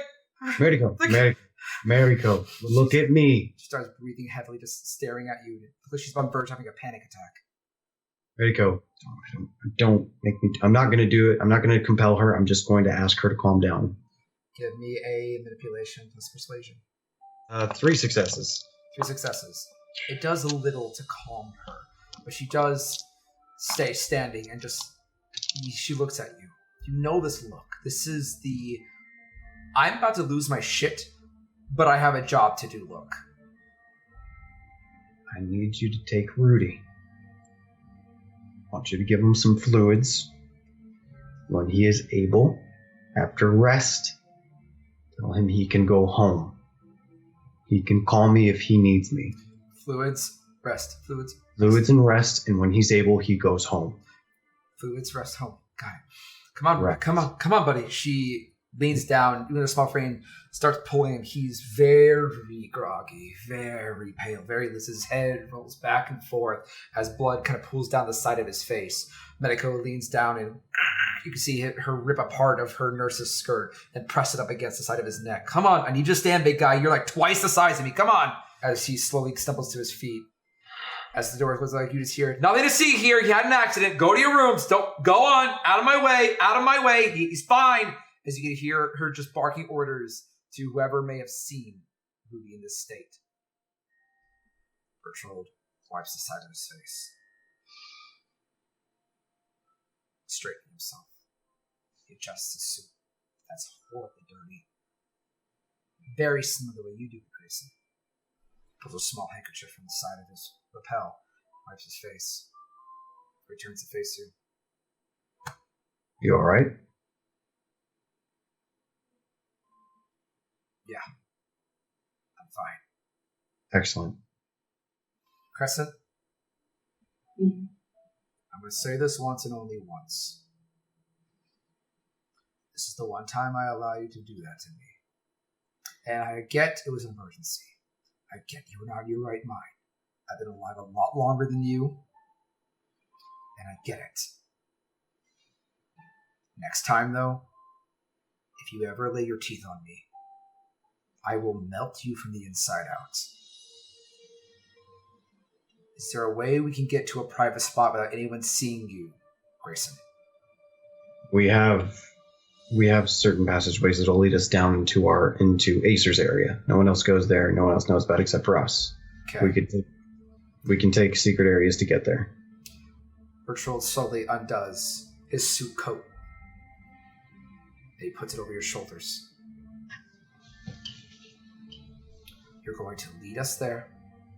You do not look at anybody. You don't speak to anybody. You're going straight there now. Agreed. Present. You alright? This way. I'm gonna make my way using the passages and being as quiet as I can. You maneuver your way through the hallway, checking first. And luckily, you guys put a lot of hidden passages everywhere. It's not long, within a few seconds, that you just dash across an empty hallway, turn a corner behind a fake plant, and you're gone. A ghost in the shell. Maneuvering through, left, right, through the well laid out hidden passageways, the maze-like corridors. It's not long before you press against one side of the wall, and it opens up to reveal Acer's lab.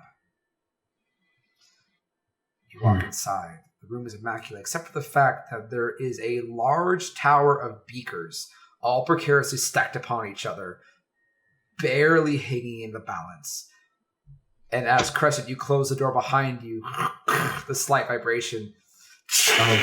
The entire beaker comes crashing down, shattering glass everywhere. I did not do that. You did not do that. Thank you. If you are listening, that is very rude. Birchall just tilts his head. I'm guessing that has something to do with the letter you sent me. And we had a long conversation, don't we? Yes, in fact, we do. Oh, are you talking about the thing? Yes. Remember, Right. yes. That thing. I'm pretty sure it did that. I mean, come on, poltergeist, exorcist. It's like classic movie behavior. I'll take your word for it. But yes, Bertrand, that is one of the things that has reared its ugly head. Your phone goes off. I reach over with my good arm and pull out my phone and flip it open. You hear a familiar voice. What you want, Mr. Holland? As you hear Dragos on the other side. My prince, I assume you've heard about the shooting that took place today. Just recently. Oh, I saw the news. It's all Indeed. over everywhere. On the fancy just- magic picture box. And I would like to warn you that I have in fact ascertained the informant that you did had plans to actually bring him over to our side to learn that Duncan McTavish is in town and seems to have taken a very big interest in myself and the coterie. There's a long pause.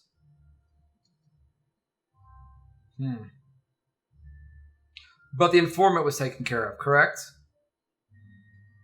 Indeed, I may need to speak with you further on that matter. See, he seems to be willing to join our side. Oh, so you didn't just take care of it, as I asked. I wasn't quite sure if that meant exactly that. How much do you trust his word that he's willing to change perspectives? He took some subtle convincing, but it's not just the word that I'm more sold on. It's the fact that after today's events, they know he is not on their side anymore.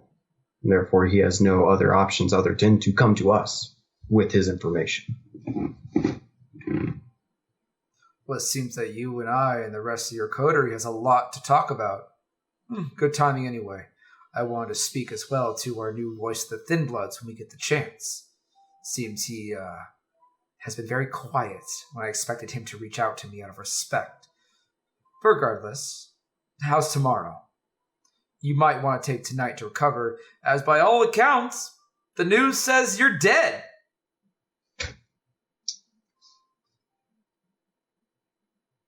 As well as many others. Very flashy, my boy. Very good distraction. Much appreciated, my prince. Yes, there is quite a bit that we have to recover from tonight. Well, take some time. I'll expect you tomorrow. Say 9:30. Absolutely, my prince. Very good. At least someone in this town knows some fucking respect. I will see you 9:30 tomorrow. Don't die. At least any more than you are. Blanco's dead. He is a mother fucking asshole! Bertrand. He pinches his brow. Yeah. I was eavesdropping. I heard. You have to at least understand the bit of skepticism and worry that comes from working for the prince, who doesn't exactly seem to care very much. The prince is fucking psychotic. That is, in fact, my clan. He is, in fact, from our Well- clan. Oh, I'm sorry. Your clan is fucking Grayson, psychotic. Grayson, listen, you two. Grayson, I appreciate you trying to show respect for the same of the clan. I've taught you well, however, to a certain degree. As crude and blunt as the young lady puts it, he is very eccentric. Put my phone back in my pocket. Oh. It's becoming exceedingly. Yeah, Here, just. Is Okay. that, like, awkward? Okay. Well. What did you? No, I mean, like, it's fine. Look, I'm not going to defend how he does things, But then again, elders, they work on a different way. And Dragos is old. He's older than many of us. In fact, only Desubal and I would think Helena are about as old as he is. Why didn't he counteract? Why didn't he just leave them to be crushed? I assume he didn't think I would have anybody coming after me. But doesn't that... I don't... Here's the thing. Looking at him, he doesn't enjoy doing any of this. Really, a psychotic murderer doesn't enjoy taking out innocent mortals and kindred. No. He looks at this, it's like a mission to him. Mission? Like a mission. I know prior military when I've seen it. Now I know what time he's from and even when he was turned. Wait, what? It's amazing what you can do with somebody who's chatty. Or at least a little bit. Nom. He was turned during. But the one thing he told me that really sticks out, he says this is not personal. I believe him. He didn't torture me. He tried to crush you. Virtual size. I mean, nearly he mine. wants to be thorough. Think about it, Crescent. Hard to get any evidence if I'm crushed. It's hard to get any evidence if he's just a cube of garbage. When you torpor a kindred, traditionally ripping off one's head is the end. But technically, you put our bodies under enough damage beyond what we can heal. I mean, we can heal fast, and the older you are, the faster you can heal. Duncan wasn't going for the quick and easy kill. He was going for efficiency, by what I can understand. I'm no military, but I've been around enough to see at least kindred war in the city. No one's going to investigate an ambulance that's just a cube of garbage. They're going to investigate the guy laying on the street. They're going to investigate the massacre in the middle of the city. They're not going to pay attention to someone who's missing in a cube of garbage. No one's going to question why there's a bit of ash in a garbage. So my explosion did nothing to you? That was mine, by the way. You did that? Yeah, I did. Where did you get the explosives from? They were in a duffel bag on the bus stop. I didn't know it would cause like a chain reaction or anything. No. I just thought, if it's going to take him out. Was he injured at all? He looked fine. Yeah, that's my pride. Glad I didn't open that door.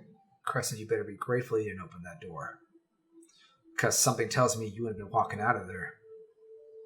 I mean, if he was as prepared as we thought, Bertram makes the point. Yep. This is what I know. All of us are in hot shit right now. Excuse my language. He recomposed himself as he leans against the wall, sighing, prints through the bridge of his nose. Look, I never ran into Duncan personally. I don't know him very well, but I know of him. I know of rumors of him.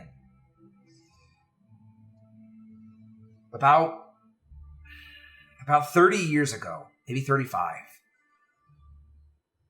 we had an incident here in Seattle. The former prince was in charge before the whole Camarilla democracy thing happened. Back, we still had a different prince.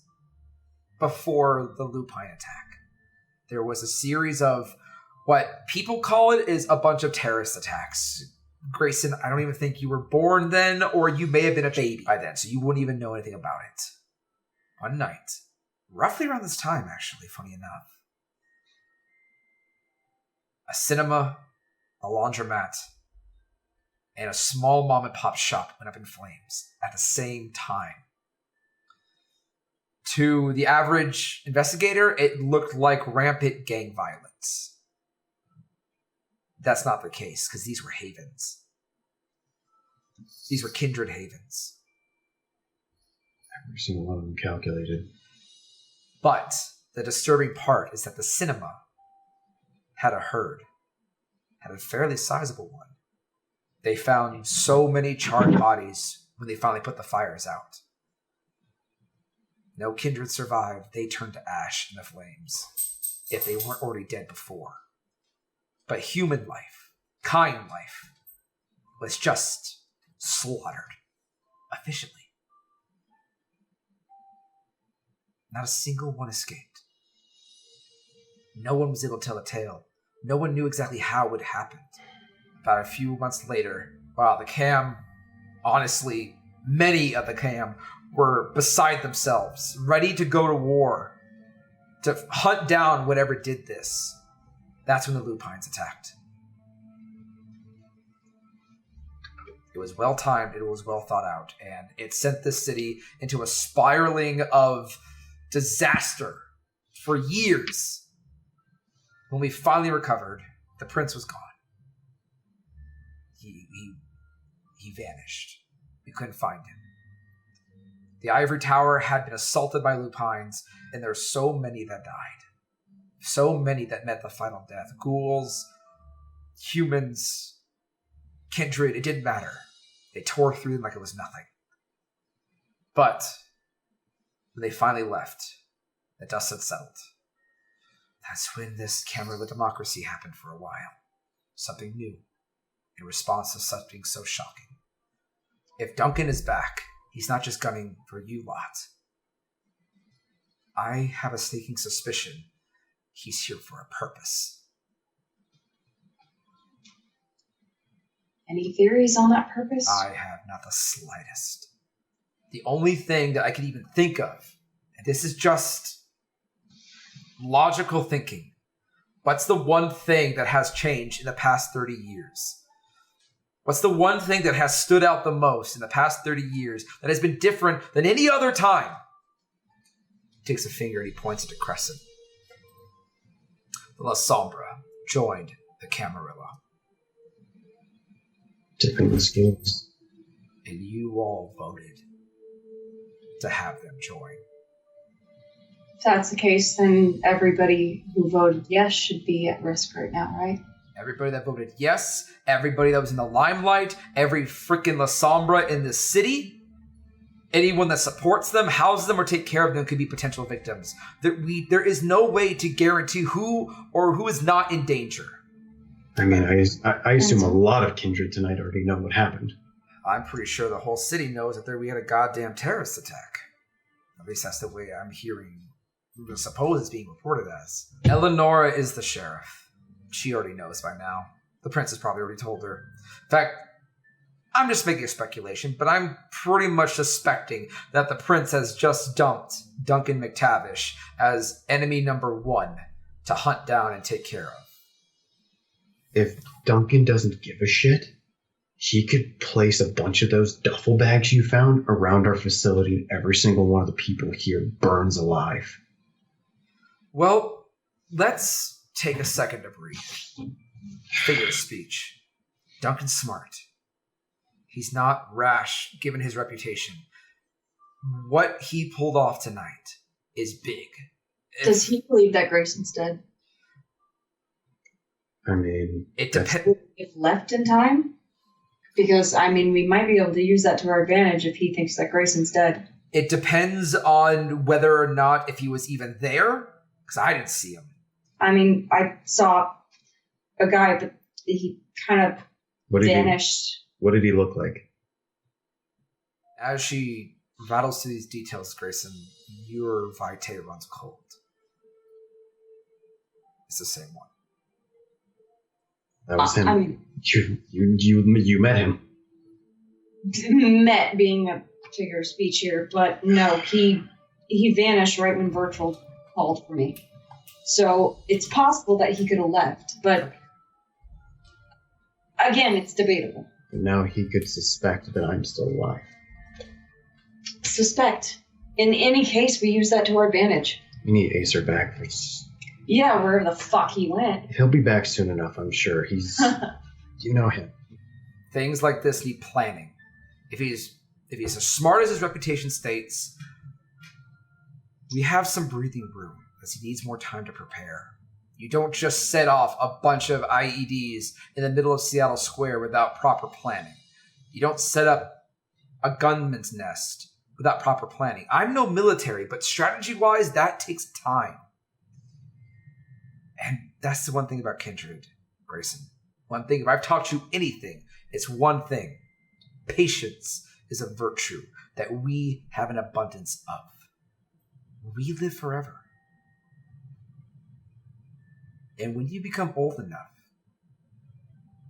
what's the one thing I've always told you we have plenty of, no matter what? Plenty of time. Exactly. He's not just some rash hoo-ha charging in, fists ablaze for rebellion. He thinks like a predator. He thinks like a Tremere. Setting the dominoes up, taking the time, making a plan, running through the plan, executing the plan in practice, then scrapping it, doing it again until it's perfect. Just like a soldier taking apart his gun and putting it back together 100 times blindfolded until it's perfect. That's the one saving grace we have, is we have time. Unfortunately, it's a double-edged sword. It's a race against time. We need to figure out, all of us, the Camarilla in total, need to figure out what his next move might be before he makes it, before he decides to do it. Because one thing, Chris, that you said in particular, you said he vanished. You saw him at the yard? He vanished. Right. How? Did he poof into bats? Did he turn into mist? What happened? Just, storyteller, was it into the ground or was it like more just... It looked like the ground had just dragged him in and swallowed it. He vanished into the ground. Like he sunk into the ground? Like the ground came to life and just took him. Does that sound familiar? Virtual? I have heard of abilities that the Gangrel possess, and some other kindred as well, that allow them to do something like that. Gangrel and those with certain affinities have the ability to turn into animals, to turn into mist, to turn into swarms of bats or insects. Some of those Nosferatu are very known for doing that particular one. But there are some that have the ability to meld into the earth and disappear. If that's the case, then he might very well believe you're dead. That's if he believes that we were incompetent in saving him. If he saw you and just decided to leave, it could... But if his target was La Sombra, why didn't he attack me? Not the right opportunity. It wasn't on his home turf anymore. It wasn't in maybe a situation where he was 100% convinced without a shadow of a doubt that he'd be able to win. If he was there, I didn't see him. But then But if you saw him, that means he saw us. That means, at the bare minimum, just from strategic sense, that would have been a 2-on-1 fight. That's never good, no matter how capable you are. So we just barely got Grayson out of there. Again, we can use that to our advantage, whether he believes it or not. I mean... I agree with you, Crescent. I think that's the best thing that we can do right now. But, Grayson, that does mean if you don't show your face, if you don't look alive and well, you do understand how the public is going to view you, right? If there's rumors saying that you're dead and then you just don't ever show up, that means to the public, you are dead. You can't walk around. People will recognize you. I know. Trust me, I don't want that. We need to choose how Duncan wins. Either A, we hope and make him believe that you're dead, and allow the world, the entire of Seattle, to think you have died. Your business, the center, every kind that has known you has to believe it. And those that know the truth need to stay fucking quiet about it. Again, excuse my language. Or you miraculously show yourself unharmed. It was a lookalike. Someone made a mistake. But that will tip off Duncan for sure. I'm not going to advise you either way because those both are very complicated matters that I'm not even sure myself on how I would decide. It's not the first time in history that rival kindred have made a public execution, so to speak, to complicate matters. It's kind of a classic trick. To anyone that values the Masquerade, which we all typically do, even anarchs, to a certain degree. It's a complication. But for now, the night is late. May I stay here for tonight? Of course you can. You don't even need to. You need only ask. I figured as much. This is your haven, not mine. Thank you. I would like to stay here in this laboratory. It's spacious and comfortable, and I feel like I won't be disturbed. I can assure you the only other person that will come down here, or people, is us and my other coterie mates. Fair enough. I can let him know you're down here as well. I'll send him a message. Perfect. We'll speak more tomorrow evening. I'm sure we'll have lots to discuss before you go and see the prince. Yes, agreed. And I think it'll just do good for everyone if we just take a moment to simmer down. If people can't know you're, do you want to stay in my place? Actually, I may want to talk to Berthold for a little while beforehand. But in between my visits to my office, if I can come and visit your room a few times, I wouldn't mind. Take your time to heal, Grayson. I wouldn't make any rash decisions right now. It's not the first time that a public figure has faced danger despite allowing their enemies to know that they still breathe. There's a show of strength in that. So, I caution you to take your time and weigh the pros and cons of what you're asking for. Granted, we have time. You could always have a new face and new name. But for now, rest. Once I have recovered tonight, because I am still sore, I will make my way back to my haven, and I should have something that can help out with your mutilation. We'll reconvene again tomorrow. It might be more beneficial to have the third member of your coterie present anyway to enlighten them on the situation. We would also love a little bit of enlightenment of where he has been. But since he is part of my coterie, yes, I do want him to be aware of current events. Princess was apparently expecting him.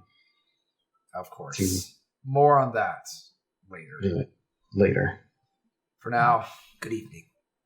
As Berthold gives a small nod to his head, very gingerly about to take his coat back, but then pulls his hand back.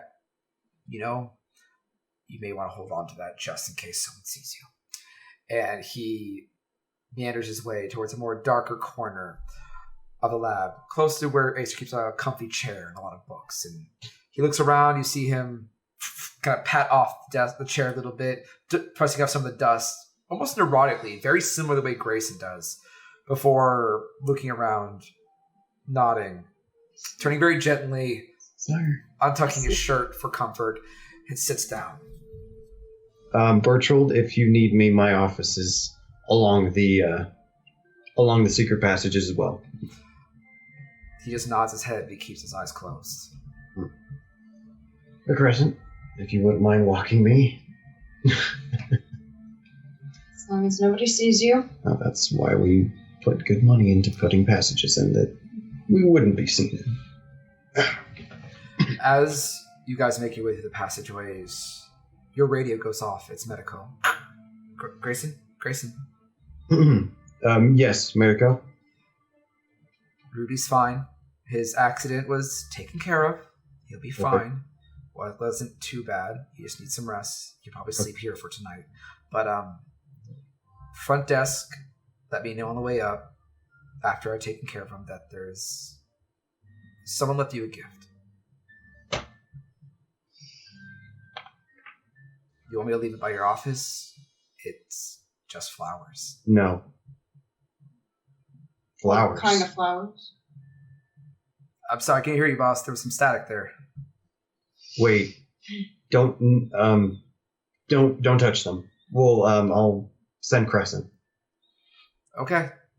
Thank you. If you leave them front desk, they'll be fine. Well, that's where they're staying until Crescent comes and gets them. Perfect. Thank you. And Crescent, I know you can probably hear me. We'll talk later. It's okay. I get it. I'm not holding it against you. You're still my friend. We'll talk later. I need some rest.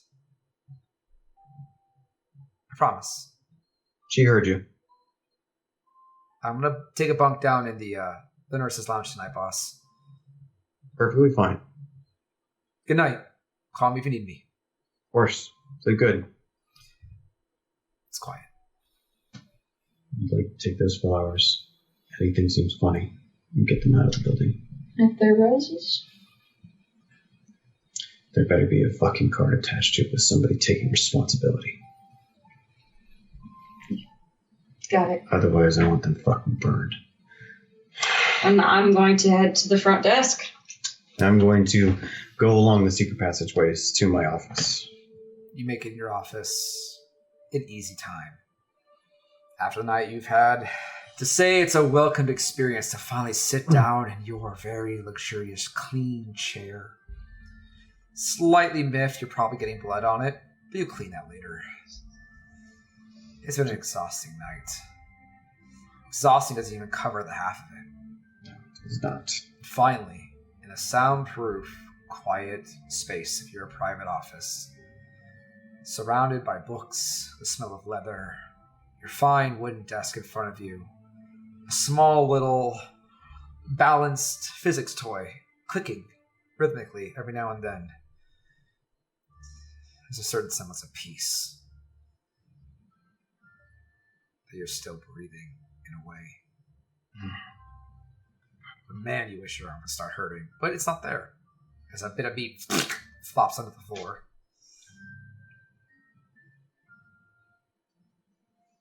What kind of carpets do I have? Or what kind of flooring do I have? I don't know. Please God, don't say carpet. I don't know what kind of flooring you and Acer made. What would Mr. Hovland found comfortable in his private office? It's probably carpet. Because I don't trust, I wouldn't put linoleum in there because you know how long it would take to get it put in? No, but tile is easy to clean the blood. It's true. It's whatever you would find Say, comfortable and artistic. I'd say, Like wood, actually, yeah. wood It's not. floor. I'd say Like a nice. the half that I will say one half of it is very fine carpet, but it's the side where has all the chairs and the couch for other people. But near my desk, it's wooden. Fair enough. Splashes onto dark mahogany wood. Just sits there in a glob. Before it kind of fizzles away into a small pile of ash. I guess that part was going to fall off anyway. I'm going to pull out my phone and send a message to Acer just saying, just a heads up, more to talk about. Got a guest staying in your room. It's temporary. Send. You see the message is read. But he doesn't respond. Must be driving or something. I don't know. Whatever. But Crescent, you make your way through the hidden passageways, and at this time of night, it is late. Most of the staff have either turned in to the sleeping quarters that most are allowed to have overnight. Others have gone home. So the front desk is dim with one light. It's above the service counter for anyone that may come up for any reason. And you do see a very beautiful opalite blue vase. Over 3 dozen roses, bright and blooming, with a big clear stick sticking out and a very thick envelope attached to it. I look around, make sure nobody's looking, and then I'm gonna pluck that envelope out. It's thick. It's a very nice parchment, but you can feel there's something hard on the inside. Not thick, very, very thin, almost the width of a piece of cardboard, but it's harder, like plastic. Please, no more explosions. And I'm just gonna try and open it. Oh, God. Turn over and unseal the envelope, flicking it open, and as you pull it out, you see there's a case with a CD inside. All right, obvious threat incoming. Gonna take it to Grayson's office. In the midst of your peace, the secret passage does open very quietly, and you open one eye to see Crescent walk in, looking confused, holding an envelope in her hand. I didn't bring the flowers, for obvious reasons. Obvious reasons. Thank you. Mm-hmm. Put the disc down. I'm going to open up my laptop. I'm gonna stand far enough away, but to where I can still see. Should we wait for Acer? Do you think? Yeah. We'll fill him in then. As I open up the drive And I'll put the disc in and click it closed. Takes a few seconds. The CD boots up. It's a bit old tech for today's standards. Most people just use flash drives. But it takes a moment. Luckily, you have an old laptop with a CD-ROM drive. And you click it through. You see the CD and you click play. The screen opens up. It's black for a moment. You can hear the sound of some fiddling. You hear someone crying. A woman. It's muffled. That's the sound of Danica? A figure begins to pull away, letting a vision enter the camera. His back is turned to you. It's a man. This man, walks away. You can see Danica tied to a chair, wrists bound in heavy rope, a sack over her head as she's crying. The man seems to walk off screen for a moment. You hear the clanking of like an office chair or some kind of wheels against cement. The figure wheels back into frame and turns around as it's stoned. He puts one hand underneath his chin. You can see half of his face has a bandage still around it. One side of his face looks very black and blue.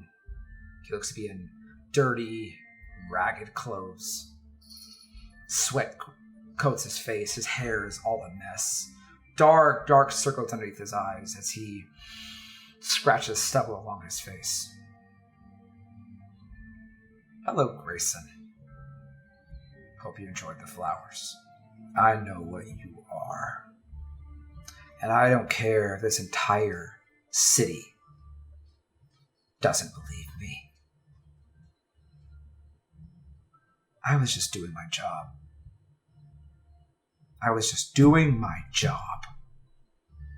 And you took everything away from me. Your lies. Your acting. I had evidence. I had proof. And it magically vanished. Because of you, I lost everything. So now, I've got nothing left to lose. So I'm going to start taking your stuff. I'm going to start taking away everything. One at a time. 72 hours. Her head is going to wind up on your doorstep. You have until then to find her. If you want her back alive, and you want to take the easy route, you're going to show the world what you are. You're going to prove to everyone that I wasn't crazy. If you don't come out and show the world what kind of monster you are, prove that you actually exist, she dies. And I'm going to send you pieces of her every day until you do it. So go ahead. The clock is ticking. He reaches over. The video ends. Finally. Close the laptop, take out the disc, and I put it on my desk. So, if we're going to keep it the charade that you're dead, I'm assuming I'm going after him. And I'll bring you his head on No, don't kill him. We have to have our daily price for the prince. He wants to prove that we're real. I'll give him all the fucking evidence he could ever goddamn well want. I want him here alive. Then we give him to the prince as a blood tax. He really wants to see a monster. I'll give him one. Push to the brink. You quickly learn that the line between what is a monster is paper thin. But for now, we'll draw this night to a close, as we have many things to ponder, many questions answered, and more problems arise. So for now, everyone, make sure you lock your doors, watch each other's backs, keep the lights on, sleep well with one eye open. And we'll see you all next time. Thank you for joining us tonight.